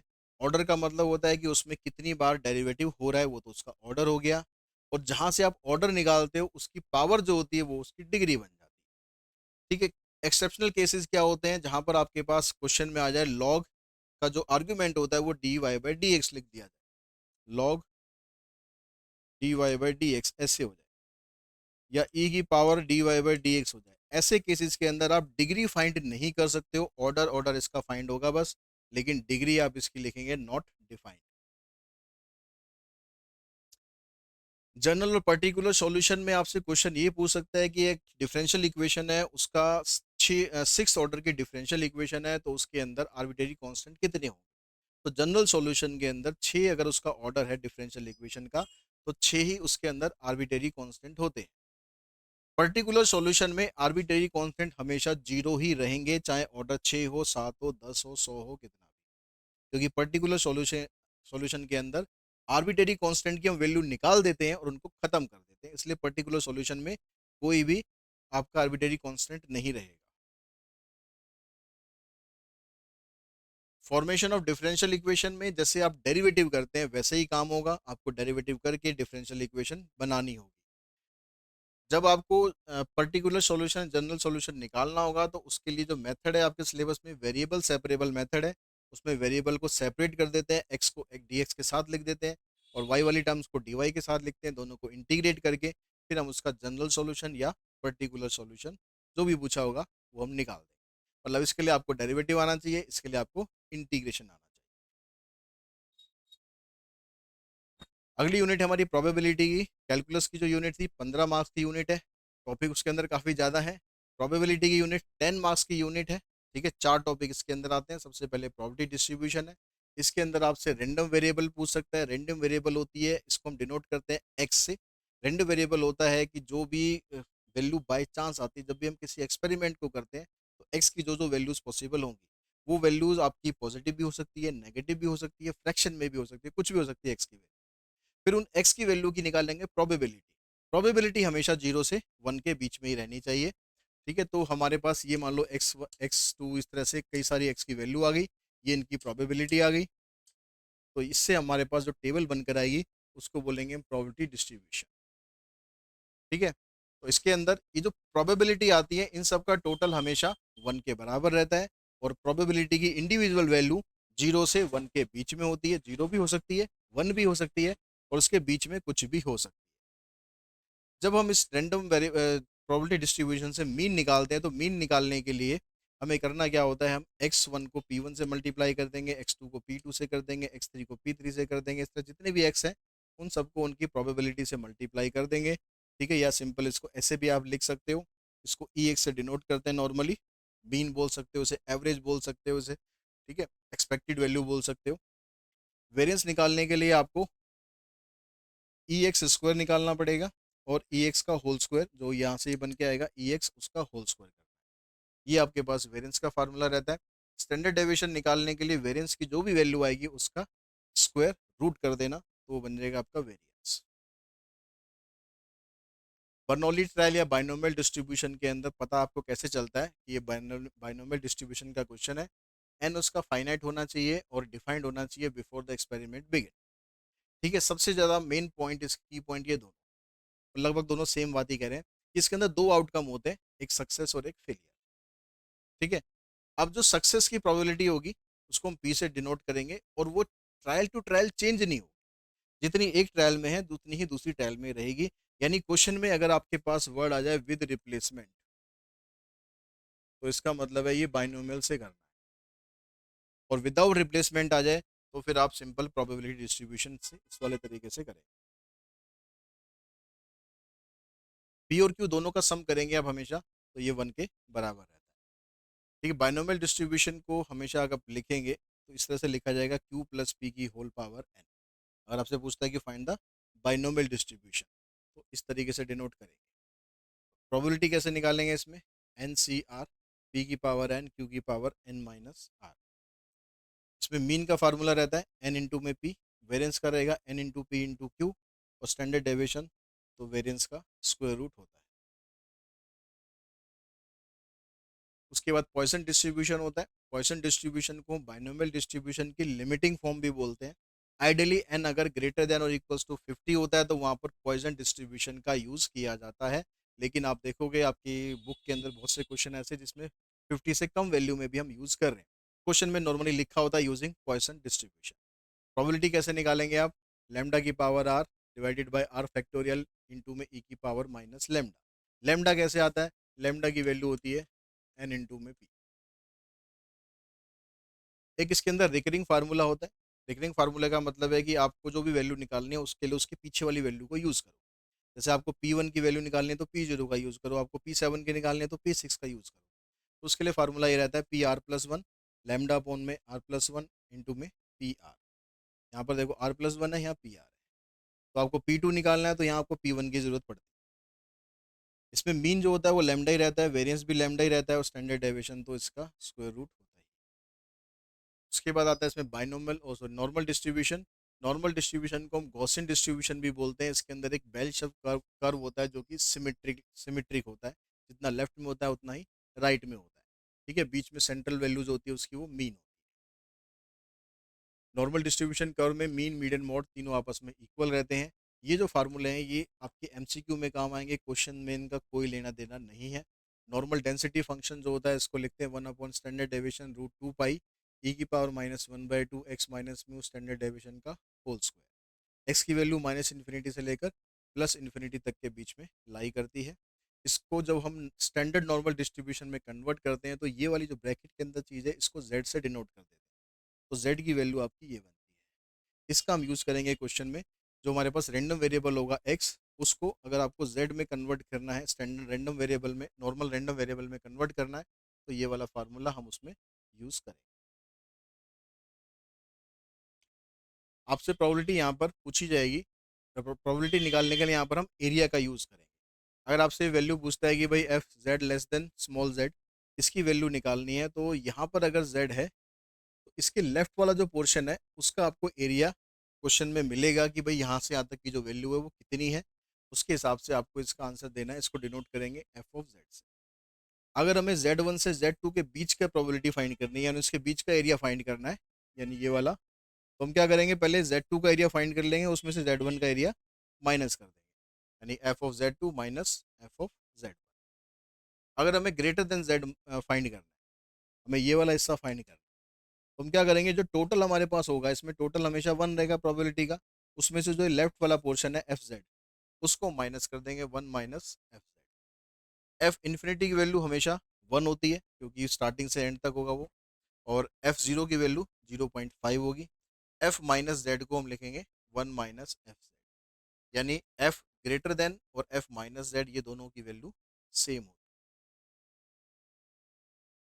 उसके बाद आता है हमारे पास इन्फ्रेंशियल स्टेट्स। इन्फ्रेंशियल स्टेट्स के अंदर कुछ पॉपुलेशन दे रखी होती है, उसके अंदर से हम सैंपल निकालते हैं, कुछ एक्सपेरिमेंट और टेस्टिंग करते हैं, फिर एक कंक्लूजन पर आते हैं। उस कंक्लूजन को बोलते हैं कि ये पूरी पॉपुलेशन का कंक्लूजन। ठीक है, ये हमारे पास एक बड़ी पॉपुलेशन होती है, उसमें से हम कुछ छोटे छोटे सैंपल निकाल लेते हैं। किसी भी कोई भी क्राइटेरिया हम रख सकते हैं, उस क्राइटेरिया के हिसाब से ये सैंपल हम चूज कर लेते हैं। पॉपुलेशन और सैंपल के बीच में क्या डिफरेंस होता है? पॉपुलेशन के अंदर क्या right focus on the identification of the characteristic, एक स्पेशल कैरेक्टरिस्टिक के ऊपर फोकस होता है। सैंपल के अंदर हम पॉपुलेशन के से में एक छोटा सैंपल निकालते हैं और उसकी इन्फ्रेंशियल वैल्यू निकालते हैं, मतलब एक अप्रोक्सीमेट वैल्यू निकालते हैं। एक survey done of an entire population is accurate and more precise with no margin of error. एक पूरी पॉपुलेशन का अगर हम सर्वे करते हैं तो उसके अंदर कोई मार्जिन ऑफ एरर नहीं होता, क्योंकि हमारे पास पूरी पॉपुलेशन का सर्वे होता है। लेकिन जब हम सैंपल लेते हैं तो उसके अंदर हमेशा मार्जिन ऑफ एरर की गुंजाइश रहेगी। It is collection of all element having same characteristic. इसके अंदर सेम कैरेक्टरिस्टिक के एलिमेंट होते हैं। इसके अंदर छोटे छोटे ग्रुप्स बनाए जाते हैं पॉपुलेशन की हेल्प से। The measurable characteristic of A population is called parameter. जो पूरी पॉपुलेशन होती है उसको जो भी हम मेजर करके जो कैरेक्टरिस्टिक जो भी हम वैल्यू निकालते हैं उसको बोलते हैं पैरामीटर। सैंपल को हम जो वैल्यू निकालते हैं उसको हम बोलते हैं स्टैटिस्टिक। सैम्पलिंग की टाइप क्या होती है? एक प्रोबेबिलिटी सैम्पलिंग और नॉन प्रोबेबिलिटी सैम्पलिंग। तो प्रोबेबिलिटी सैम्पलिंग के अंदर भी 4 सैम्पलिंग है और नॉन प्रोबेबिलिटी के अंदर भी 4 सैम्पलिंग है। इसके अंदर पहले सिंपल रैंडम सैम्पलिंग होती है। सिंपल रैंडम सैम्पलिंग के अंदर हम एक रैंडमली कोई भी सैंपल सेलेक्ट कर सकते हैं। दूसरी सिस्टमेटिक सैम्पलिंग होती है। इसमें हम एक सिस्टम बना देते हैं, उस सिस्टम के अकॉर्डिंग फिर सैम्पलिंग की जाती है। ज़्यादा डिटेल में समझना है इनके तो इनकी स्पेसिफिक वीडियो अच्छे से देख लें। अभी हम बस एक रिवीजन रिवीजन दे रहे हैं। स्ट्रेटिफाइड सैम्पलिंग के अंदर हमारे पास कई सारे ग्रुप्स बने होते हैं, सब अलग अलग कैरेक्टरिस्टिक के हिसाब से होते हैं। उनमें से फिर हम कुछ कुछ सैंपल चूज करके एक नया सैंपल बनाते हैं जो कि पूरी पॉपुलेशन को रिप्रेजेंट करता है। जो क्लस्टर सैम्पलिंग होती है इसके अंदर भी हम ग्रुप्स बनाते हैं, लेकिन इसमें पूरा जो ग्रुप होते हैं वो सारे एक पॉपुलेशन को ही रिप्रेजेंट करते हैं। इसमें जो ग्रुप होते हैं वो पूरी पॉपुलेशन को रिप्रेजेंट नहीं करते। ठीक है, इनसे फिर अलग अलग निकाल कर फिर एक पॉपुलेशन बनाई जाती है। इसमें क्या होता है, सारा पॉपुलेशन को ही रिप्रेजेंट करता है, तो आप किसी भी ग्रुप को, पूरे के पूरे ग्रुप को यहाँ से सिलेक्ट कर सकते हैं। ये जब जब सैम्पलिंग आपकी ये कामयाब कब रहती है, कब सही रहती है, जब डाटा हमारा ज़्यादा डिस्पर्स होता है, ज़्यादा फैला हुआ होता है, ज़्यादा बड़ा डाटा होता है। नॉन प्रोबेबिलिटी सैम्पलिंग के अंदर भी 4 सैम्पलिंग है। कन्वीनियंस सैम्पलिंग, इसमें हम अपनी कन्वीनियंस के अकॉर्डिंग सैंपल को चूज करते हैं, जो हमें अच्छा लगता है हम उस सैंपल को चूज कर लेते हैं। वॉलंटरी रिस्पॉन्स सैम्पलिंग में सैंपल खुद चूज हो जाता है। सैंपल खुद कहता है कि भाई मैं सैंपल बनने के लिए रेडी हो। जजमेंट सैम्पलिंग में यहाँ पर एक कुछ 3-4 जजेस होते हैं, उन जज की अपनी इंडिविजुअल राय होती है, तो उसी के हिसाब से वो सैम्पलिंग करते हैं। स्नोबॉल सैम्पलिंग के अंदर क्या होता है कि जैसे ये बंदा है, ये इन दो को अप्रोच कर रहा है, ये दो आगे अपने तीन को अप्रोच करते हैं, फिर ये तीन आगे अप्रोच करेंगे, जैसे एक चेन सिस्टम होता है। इसी तरह इसको यहाँ पर इसको स्नोबॉल सैम्पलिंग बोला बोला जाता है। जो नॉन प्रोबेबिलिटी सैम्पलिंग होती है, इनके अंदर हमेशा बायसनेस होती है, चाहे वो कन्वीनियंस हो, चाहे वो स्नोबॉल सैम्पलिंग हो, जजमेंट सैम्पलिंग हो, या फिर वॉलंटरी रिस्पॉन्स है, ये सारी बायस्ड होती हैं। जो प्रोबेबिलिटी सैम्पलिंग होती है वो अनबायस्ड होती है। सैम्पलिंग एरर का मतलब होता है जो आपका सैंपल मीन है और पॉपुलेशन मीन का जो डिफरेंस होता है उसको बोलते हैं सैम्पलिंग एरर। पैरामीटर और स्टैटिस्टिक्स के बीच में डिफरेंस क्या होता है? जो पैरामीटर होता है एक कैरेक्टरिस्टिक ऑफ पॉपुलेशन होता है, स्टैटिस्टिक कैरेक्टरिस्टिक ऑफ सैंपल होता है। इसको हम डिनोट करते हैं से ग्रीक अल्फ़ाबेट से, और इसको हम डिनोट करते हैं, और इसको डिनोट करते हैं हम इंग्लिश अल्फ़ाबेट से। ये इसके अंदर दो मेजर डिफरेंस होते हैं। जो स्टैटिस्टिकल इन्फ्रेंसेस है उसके लिए हम दो तरीके यूज करते हैं, एस्टिमेशन। उसके अंदर दो एस्टिमेशन होता है, पॉइंट एस्टिमेशन और इंटरवल एस्टिमेशन। पॉइंट एस्टिमेशन का मतलब होता है जब आप एक स्पेसिफिक पॉइंट में वैल्यू देते हैं। इंटरवल एस्टिमेशन का मतलब है कि आप एक लोएस्ट से हाईएस्ट वैल्यू देते हैं, जैसे 10 से 20, 20 से 30, 30 से 40 जैसे। और दूसरा होता है हाइपोथेसिस टेस्टिंग, इसके अंदर हम टी टेस्ट परफॉर्म करते हैं। तो एस्टिमेशन के अंदर सैंपल मीन अगर आपसे पूछ सैंपल मीन नहीं पूछेगा, आपसे पूछेगा point estimate of population standard deviation और point estimate of population mean, point estimate of population mean. तो ये निकालने के लिए आपको सीधा सिंपल सैंपल मीन निकाल देना। तो सैंपल मीन होता है वही point estimate of population mean के बराबर होता है। ठीक है, अगर आपसे पूछता है point estimate of population standard deviation, तो इसका फार्मूला रहता है sigma X I minus mean का square divided by N minus one. Interval estimation के अंदर आपको एक लोएस्ट और एक हाईएस्ट ये दो वैल्यू निकालनी होती है। ये दो वैल्यू निकालने के लिए आपको एक कॉन्फिडेंस इंटरवल दिया हुआ होता है। ठीक है, उसके हिसाब से एक सिग्निफिकेंस लेवल हम निकाल लेते हैं। सिग्निफिकेंस लेवल को हम डिनोट करते हैं अल्फा से। अगर कॉन्फिडेंस लेवल हमारा 95% है, तो सिग्निफिकेंस लेवल जो होता है हमारा 5% हो जाएगा। दोनों का टोटल हमेशा 100% होता है। तो ये वैल्यू निकालने के लिए आपको क्या करना पड़ेगा? आपको निकालना पड़ता है पहले margin of error. Margin of error का फार्मूला होगा Z alpha by two into standard deviation divided by root N. जो मार्जिन ऑफ एरर है उसको मान लो मैंने ई से डिनोट कर लिया। अब क्या करेंगे, जो आपके पास सैंपल मीन होता है उसके अंदर आप मार्जिन ऑफ एरर को प्लस कर देंगे एक बार, और एक बार माइनस कर देंगे। जब आप इसको प्लस करेंगे तो आपके पास हाईएस्ट वाली वैल्यू आ जाएगी, और जब आप इसमें से सैंपल मीन में से मार्जिन ऑफ एरर को माइनस कर दोगे तो आपके पास लोएस्ट वैल्यू आ जाएगी। तो आपका जो क्लास इंटरवल है इन दोनों की हेल्प से बन जाएगा। अगर कॉन्फिडेंस लेवल आपको परसेंटेज में ऐसे दिया होता है तो इनकी जो वैल्यू होती है आपको ये वाली यूज़ करनी होती है। तो ये टेबल आपको दे रखी होगी या वैल्यू आपको दे रखी होगी। फिर भी जो 95% वैल्यू वैल्यू है इसको आप याद रख लेना, ये कॉमन पूछी जाती है। 95% अगर कॉन्फिडेंस इंटरवल है तो इसकी वैल्यू होती है 1.96। ठीक है, बाकी वैसे क्वेश्चन में आपको मिलनी चाहिए वैल्यू। सेंट्रल लिमिट थ्योरम क्या कहती है कि अगर आपके पास जो डाटा दे रखा है उसका अगर हम उसको यहाँ पर अगर ग्राफिकली प्रेजेंट करते हैं, तो यहाँ पर ये कैसी भी इसकी पहले शेप हो, इस तरह की शेप है ये, तो पहले आपको डिफरेंट डिफरेंट ये शेप दे रखी है, पहले कैसी भी शेप हो।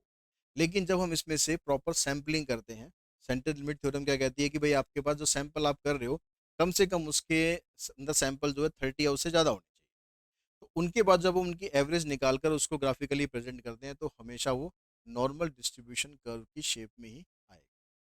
ठीक है, चाहे वो पहले कैसा भी रहा हो। आइडियली एन इसके अंदर 30 या उससे ज़्यादा होना चाहिए। ठीक है, एक सैंपल साइज ऑफ 30 और मोर। अब इसके अंदर आपसे एक्सपेक्टेड वैल्यू पूछेगा, सैंपल की वैल्यू पूछेगा, तो जो पॉपुलेशन मीन होता है और सैंपल मीन होता है ऑलमोस्ट दोनों इक्वल होते हैं। लेकिन अगर आपके पास यहाँ पर स्टैंडर्ड डेविएशन ये पूछता है तो स्टैंडर्ड डेविएशन का फार्मूला ये रहेगा standard deviation divided by root N. इसी से हम स्टैंडर्ड एरर भी निकाल देते हैं। ठीक है, यही फार्मूला यूज़ करते हैं, स्टैंडर्ड एरर भी हमारी यहाँ से निकल जाती है। हाइपोथेसिस टेस्टिंग जब आप करते हैं तो दो तरीके के हाइपोथेसिस होते हैं, एक नल हाइपोथेसिस और एक ऑल्टरनेटिव हाइपोथेसिस।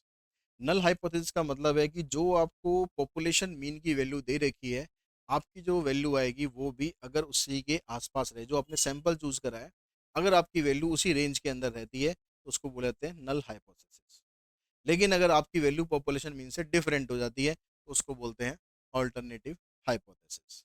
ठीक है, अब इसको जब हम एक्सप्रेस करते हैं तो तीन तरीके होते हैं एक्सप्रेस करने के। इन दोनों को हम वन टेल टेस्ट बोलते हैं।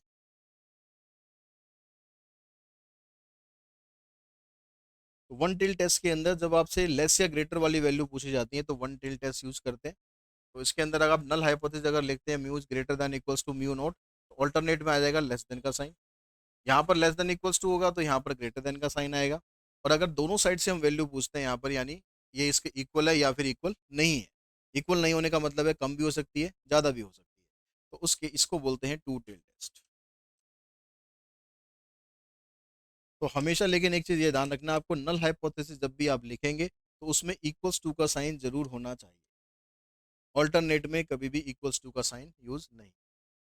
अगर नल हाइपोथेसिस को हम रिजेक्ट कर देते हैं तो उसको बोलते हैं टाइप वन एरर, और नल हाइपोथेसिस को हम एक्सेप्ट करते हैं तो उसको बोलते हैं type two error. Degree of freedom अगर हम आपके पास एक सैंपल दिया होता है तो डिग्री ऑफ फ्रीडम का फार्मूला होता है n-1। दो सैंपल वैसे हमारे सिलेबस में है नहीं, पर डिग्री ऑफ फ्रीडम का फार्मूला होता है n1 प्लस में n2 माइनस टू। सिलेबस में हमारे पास वन सैंपल टी टेस्ट रह गया है, टू सैंपल टेस्ट अब नहीं है, पेयर टेस्ट तो पहले भी नहीं था। तो इसमें जब हम टी की वैल्यू निकालते हैं तो दो फार्मूले रहते हैं, एक ये और एक ये वाला फार्मूला आपको तब लगाना है जब आपको पॉपुलेशन स्टैंडर्ड डेविएशन दिया हुआ हो। ये वाला फार्मूला आपको लगाना है जब सैंपल स्टैंडर्ड डेविएशन दिया हो। लेकिन सीबीएसई पिछले साल से दोनों ही फार्मूलों को एक्सेप्ट करके चल रही है। यानी क्वेश्चन में लगना ये था, आपने लगा ये दिया, तो भी आपको मार्क्स मिले थे पिछले साल। तो इस साल का मैं कह नहीं सकता, वैसे होपफुली ऐसा ही होगा। ठीक है, फिर भी आप स्पेसिफिक थोड़ा रहना, अगर पॉपुलेशन का स्टैंडर्ड डेविएशन दिया है तो ये लगाओ, सैंपल का दिया हुआ है तो ये लगाओ। फिर उसके बाद आता है इसका रिजेक्शन रूल, कि रिजेक्ट करना है, एक्सेप्ट कब करना है। तो जो आपकी टी वैल्यू आती है उसकी मॉड वैल्यू को आप देखो, अगर ये greater than equals to given value के बराबर है, गिवन वैल्यू से बड़ी है या बराबर है, तो हम कहेंगे नल हाइपोथेसिस रिजेक्ट हो गया। ठीक है, लेकिन अगर ये इससे कम रहेगी तो नल हाइपोथेसिस एक्सेप्ट होगी। चाहे आपके पास टी अल्फा की वैल्यू हो, चाहे टी अल्फा बाई टू की वैल्यू हो, ये दोनों वैल्यू आपको क्वेश्चन में गिवन होती है, इनको आपको निकालने की जरूरत नहीं होती है। इसके हिसाब से आपको टेस्ट करना होता है कि नल हाइपोथेसिस रिजेक्ट हो रहा है या फिर एक्सेप्ट हो रहा है। उसके बाद time based data, index number तो सिलेबस में नहीं है। टाइम बेस्ड डाटा पे आपके पास, इसके अंदर टाइम बेस्ड डाटा में क्या होता है कि आपको जो किसी भी मेजर ऑफ टाइम के अकॉर्डिंग, चाहे वो डेज हो, ईयर्स हो, आवर्स हो, उसके अकॉर्डिंग जो आप डाटा बनाते हो उसको बोलते हैं टाइम सीरीज। अब इसके अंदर जो कंपोनेंट होते हैं जो इसके ऊपर इफेक्ट डालते हैं, ट्रेंड कंपोनेंट होता है, साइक्लिकल कंपोनेंट होता है, सीजनल कंपोनेंट होता है, इरेगुलर कंपोनेंट होता है। इसके दोनों के लिए आपको लॉन्ग टर्म ऑफ डाटा चाहिए। सीजनल के लिए आपको लॉन्ग टर्म का डाटा नहीं चाहिए, शॉर्ट टर्म के डाटा से भी आप ट्रेंड वैल्यूज की निकाल सकते हो। इरेगुलर कंपोनेंट में तो कोई डाटा लॉन्ग टर्म्स या शॉर्ट टर्म कुछ काम नहीं करता, ये तो अचानक से ही होता है। जैसे कहीं फ्लड आ गया, कहीं पर कोई बीमारी आ गई, कहीं पर जैसे कोविड आया था, कहीं आग लग गई, इस तरह के जो इवेंट होते हैं उनको बोलते हैं इरेगुलर कंपोनेंट। इसके अंदर दो फार्मूले होते हैं ट्रेंड वैल्यू के, एक मूविंग एवरेज मेथड होता है और एक मेथड ऑफ लीस्ट स्क्वायर होता है। दोनों मेथड को कैसे एग्जीक्यूट करते हैं ये आपने इसकी नॉर्मल वीडियो से समझ लेना है। ठीक है, मेथड ऑफ लीस्ट स्क्वायर के अंदर कुछ चीज़ें होती हैं जो हम एमसीक्यू में भी आपसे पूछ सकते हैं। Sum of the deviation of the actual value of y and y i, यानी जो डेविएशन आता है वो डेविएशन आपका इसमें हमेशा जीरो होता है, डेविएशन का सम। ठीक है, और जो सम ऑफ स्क्वायर ऑफ डेविएशन अगर आप करते हो तो ये हमेशा लीस्ट वैल्यू होती है इसकी, इसलिए इसको लीस्ट स्क्वायर मेथड भी बोलते हैं।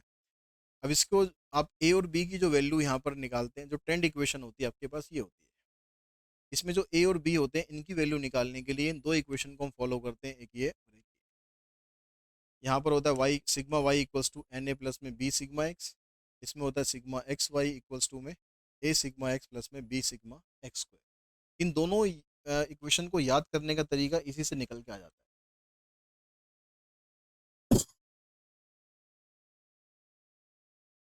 अगर मैं यहाँ सब में सिग्मा लगा दूँ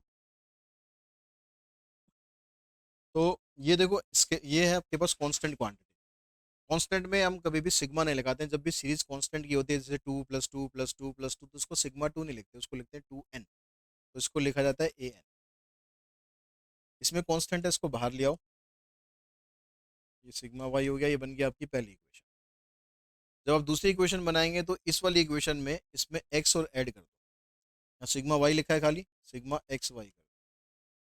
यहाँ पर ये ए कांस्टेंट था, लेकिन अब यहाँ पर वेरिएबल आ गया। वेरिएबल आ गया तो ए कांस्टेंट को ऐसे लिखो और सिग्मा एक्स लिखो। अब एन को हटा दो, क्योंकि अब यहाँ पर एक्स वेरिएबल आ गया, कांस्टेंट खाली कांस्टेंट नहीं है। यहाँ सिग्मा एक्स था यहाँ पर, यहाँ हो जाएगा सिग्मा एक्स स्क्वायर। ये आपकी दूसरी इक्वेशन तैयार। ठीक है, अगर सिग्मा एक्स की वैल्यू 0 आती है उस केस में आप ए की वैल्यू डायरेक्टली इस फार्मूले से निकाल सकते हो, सिग्मा वाई अपॉन में एन, और बी की वैल्यू इस फार्मूले से निकाल सकते हो। उसके बाद आता है फाइनेंशियल मैथमेटिक्स, पूरे 15 मार्क्स का ये टॉपिक है। सबसे पहले इसमें परपेचुटी है। परपेचुटी होती है जिसमें स्टार्ट होने की डेट तो फिक्स होती है, लेकिन ये हमेशा कंटिन्यूसली चलती रहती है। फिक्स अमाउंट होता है, फिक्स पीरियड होता है। ठीक है, इसमें टाइप 1 परपेचुटी होती है जिसमें periodic payment at the end होती है। इसमें प्रेजेंट वैल्यू निकालने के लिए फार्मूला रहता है आर अपॉन में आई। और जो टाइप 2 होती है उसमें पेमेंट बिगिनिंग में होती है। इसमें फार्मूला रहता है आर प्लस में R upon I. Sinking fund, sinking fund में भी एक एन्युटी का ही तरीका होता है पूरा। एक पर्टिकुलर पेमेंट होती है, एक पर्टिकुलर फिक्स टाइम होता है। इसमें एंड डेट भी होती है और स्टार्टिंग की डेट भी होती है। ठीक है, इसमें फार्मूला क्या रहता है, टोटल अमाउंट निकालने का आर इंटू वन प्लस आई की power N minus one divided by I. और अगर एन्युटी टेबल का यूज करना हो तो आर इंटू में एस एन बाय आई। अगर पेमेंट इसमें बिगिनिंग में हो जाती है तो इसी फार्मूले के अंदर वन प्लस आई और लगा देंगे आप। इस फार्मूले को ऐसे लिखेंगे R S N plus one by I minus one. अभी तक इसी फार्मूले से ही क्वेश्चन आए हैं, लेकिन फिर भी आपको सारे याद करके रखने हैं। सिंकिंग फंड और सेविंग अकाउंट के बीच में डिफरेंस क्या होते हैं। सिंकिंग फंड एक फिक्स टर्म अकाउंट होता है, सेविंग अकाउंट में ऐसा कोई टर्म फिक्स नहीं होती। इसको हम एक पर्टिकुलर अपकमिंग एक्सपेंस के लिए बनाते हैं, उसमें हमारा कोई पर्पस नहीं होता। इसमें आप सिंकिंग फंड के अंदर एक रेगुलर इंटरवल पर टाइम डिपॉजिट करते हो पेमेंट। उसमें आप कभी भी कर सकते हो, जब आपके पास पैसा है तभी आप उसमें डाल। It can be use only for purpose it was created. इसको जिस काम के लिए बनाया गया है उसी के लिए यूज किया जाता है। इसको आप कभी भी इमरजेंसी में यूज कर सकते हो। ये इन दोनों का डिफरेंस रहता है। बॉन्ड इस साल ऐड हुआ है, पिछले साल बॉन्ड के क्वेश्चन नहीं थे, इस साल ऐड हुआ है। बॉन्ड क्या होता है, एक तरह का एक डॉक्यूमेंट होता है। जब कोई कंपनी अपना बॉन्ड इश्यू करती है तो हम बॉन्ड परचेज करते हैं, तो एक तरह से हम कंपनी को लोन देते हैं। कंपनी जब उस बॉन्ड को परचेज करती है तो उसके बदले में वो हमें एक रेगुलर इंटरवल पर कुछ इंटरेस्ट पे करती है, जिसको हम बोलते हैं कूपन पेमेंट। और जब उसका मेच्योरिटी टाइम आता है, यानी जब उसका खत्म होने का टाइम आता है, तो वहां पर भी हमें मेच्योरिटी बेनिफिट्स मिलते हैं। तो ये सारे बेनिफिट्स मिलाकर इनसे हम एक प्रेजेंट वैल्यू इसकी निकालते हैं कि आज के समय में उस बॉन्ड की प्रेजेंट वैल्यू क्या है, फेयर वैल्यू क्या है। इस तरह के क्वेश्चन आपसे यहाँ पर पूछे जाए। तो कूपन पेमेंट निकालने के लिए जो फेस वैल्यू है उसको कूपन रेट से मल्टीप्लाई कर देते हैं। कूपन रेट को हम डिनोट करते हैं आर से। ठीक है, उसके बाद जब हम इसकी फेयर वैल्यू निकालते हैं तो सी, सी मतलब कूपन पेमेंट इंटू में वन माइनस वन प्लस आई। आई का मतलब होता है यहाँ पर डिस्काउंट रेट, जो आपको इसके प्रेजेंट वैल्यू निकालने के लिए आप इसको यूज करते हैं। तो वन प्लस आई की power minus N divided by I plus F का मतलब यहाँ पर मेच्योरिटी अमाउंट है। मेच्योरिटी पर वैसे तो पार वैल्यू पर होता है ज़्यादातर। पार वैल्यू का मतलब है कि जितने में आपने खरीदा था बॉन्ड, फेस वैल्यू जितनी थी वही रहती है। लेकिन कभी कभी ये चेंज भी होती है क्वेश्चन में, तो क्वेश्चन में आपको दे रखा होगा। तो एफ इंटू में वन प्लस आई की पावर माइनस एन। इसमें ये आपके एमसीक्यू के लिए बड़े की पॉइंट है इंपॉर्टेंट। अगर डिस्काउंट रेट यानी आई की वैल्यू है, अगर कूपन रेट से छोटी होती है, आई अगर कूपन रेट से छोटा होता है तो उस केस में फेस वैल्यू प्रेजेंट वैल्यू से छोटी होती है। ठीक है, अगर डिस्काउंट रेट और कूपन रेट दोनों इक्वल होते हैं तो फेस वैल्यू और प्रेजेंट वैल्यू भी इक्वल होती है। अगर डिस्काउंट रेट कूपन रेट से बड़ा होता है तो फेस वैल्यू भी प्रेजेंट वैल्यू से बड़ी होती है। अगर हम ईल्ड टू मेच्योरिटी निकालना चाहें तो उसके लिए अप्रोक्स वाईटीएम निकाल सकते हैं, अप्रोक्स ईल्ड टू मेच्योरिटी निकाल सकते हैं, यानी आई की वैल्यू निकाल सकते हैं। फार्मूला रहता है सी प्लस में F minus P V divided by N, नीचे एफ प्लस में P V divided by two. इससे आप अप्रोक्सीमेट आई की वैल्यू फाइंड कर सकते हैं। उसके बाद आता है हमारे पास ईएमआई। ईएमआई के अंदर आपको एक फ्लैट रेट मेथड दिया होता है। फ्लैट रेट मेथड में क्या करेंगे आप, पहले इंटरेस्ट निकाल लेंगे। जितना आपने लोन लिया था प्रिंसिपल, उसमें इंटरेस्ट को ऐड कर देंगे और जितनी भी आपने पेमेंट बनाई है, जितने भी मंथ्स के लिए आपने इंस्टॉलमेंट ली है, उससे इसको डिवाइड कर दें। शॉर्ट में आप इसको ऐसे भी लिख सकते हैं, P plus I divided by I का मतलब यहाँ पर इंटरेस्ट होगा। इंटरेस्ट कौन सा? सिंपल इंटरेस्ट का formula P into R into two divided by. Reducing balance method के अंदर ये तीन फार्मूले हैं, तीनों ही फार्मूले आपको यूज करने हैं। अगर आप एमएल से प्रैक्टिस कर रहे हो तो उसमें ज़्यादातर क्वेश्चन आपको इसके मिलेंगे। अगर आप आरटी से प्रैक्टिस कर रहे हो तो इसके मिलेंगे। अगर आप क्वेश्चन बैंक से प्रैक्टिस कर रहे हो तो इसके भी मिलेंगे, इसके भी मिलेंगे और उसके भी मिलेंगे, सब क्वेश्चन मिलेंगे। ठीक है, यहाँ फार्मूला क्या रहता है? पी इंटू में आई इंटू वन प्लस आई की पावर एन, या वन प्लस आई की पावर एन माइनस वन। इसमें क्या होता है? पी इंटू में i one minus one plus आई की पावर माइनस एन। और अगर एनटी टेबल से यूज करना है तो पी अपॉन में ए एन बाय आई। तो जैसा भी क्वेश्चन के अंदर आपको वैल्यू दे रखी होंगी, उस हिसाब से डिसाइड करना कौन सा फार्मूला आपको यूज करना चाहिए। उसके बाद आता है अमोर्टाइजेशन ऑफ लोन। ये टॉपिक भी ऐसा है, इसको बहुत से टीचर कराते ही नहीं है, बहुत से स्कूल में कराते ही नहीं है कि बेटा ये सिलेबस में नहीं है। लेकिन आप पीवाई की उठा के देखोगे तो ये क्वेश्चन दो या तीन बार, दो बार तो मुझे कंफर्म याद है, तीन बार भी शायद ये आया हुआ है इसका क्वेश्चन। क्वेश्चन हालांकि इसका लेंदी होता है, लेकिन आया है तो आया है, सिलेबस में है तो है। ठीक है, वो आपकी किस्मत है कि आए या ना आए। इसके अंदर पहले आप क्या करेंगे? Principal outstanding at the beginning of K period. तो यहाँ पर ईएमआई को इससे मल्टीप्लाई करेंगे, वन प्लस आई की power N minus k plus one minus i divided by i into में वन प्लस आई की power N minus k plus one. ठीक है, जब आप इसका इंटरेस्ट निकालेंगे, interest paid in the tth payment, तो जो आपने ये वाली वैल्यू निकाली है इसको आई से मल्टीप्लाई कर देंगे। अगर आपसे डायरेक्टली ये ना पूछ कर सीधा ये पूछा है, तो उस केस के अंदर आप क्या करेंगे? इसमें आई को यूज नहीं करना, ये आई को यूज नहीं करना, बस आपको ये वाली वैल्यू, बाकी सेम है, बाकी वैल्यू इसकी सेम है, आई को छोड़ दोगे तो आपको ये वैल्यू निकाल। Principal paid in the kth payment, ये निकालने के लिए ईएमआई में से आपको इंटरेस्ट, उस ईएमआई में जितना आपने पे किया है उसको माइनस करना है, क्योंकि किसी भी ईएमआई के अंदर हमेशा दो चीजें होती हैं, प्रिंसिपल और इंटरेस्ट। टोटल कितना इंटरेस्ट पे किया, ये क्वेश्चन तो डायरेक्ट ईएमआई वाले क्वेश्चन में, रिड्यूसिंग बैलेंस मेथड वाले क्वेश्चन में भी ऐड ऑन हो जाता है। ये चीज़ें ना होकर खाली ये वाला ऐड हो जाता है। इसमें आपको सिंपल क्या करना है? एन को ईएमआई से मल्टीप्लाई करना है और जितना आपने लोन लिया था उसको माइनस करना है। रिटर्न ऑफ इन्वेस्टमेंट सिलेबस में नहीं है। Effective rate of return syllabus में नहीं है। कंपाउंड एनुअल ग्रोथ रेट, इसका फार्मूला रहता है future value divided by present value raise to power one by N minus one. इसकी जो एप्लीकेशन है वो भी एक बार आप पढ़ लेना। ठीक है, आपकी बुक में भी ये दे रखी है, इनको भी पढ़ लेना एक बार, क्योंकि थ्योरी क्वेश्चन में भी कई बार ये छोटी छोटी चीज़ें पूछ ली जाती है। डेप्रीशिएशन, डेप्रीशिएशन में फार्मूला क्या रहता है? एनुअल डेप्रीशिएशन जब आप निकालते हो, हमारे हमारे सिलेबस में सिर्फ लीनियर मेथड है, ये वाला मेथड है। ठीक है, बाकी मेथड हमारे सिलेबस में नहीं। तो इसमें फार्मूला क्या रहता है?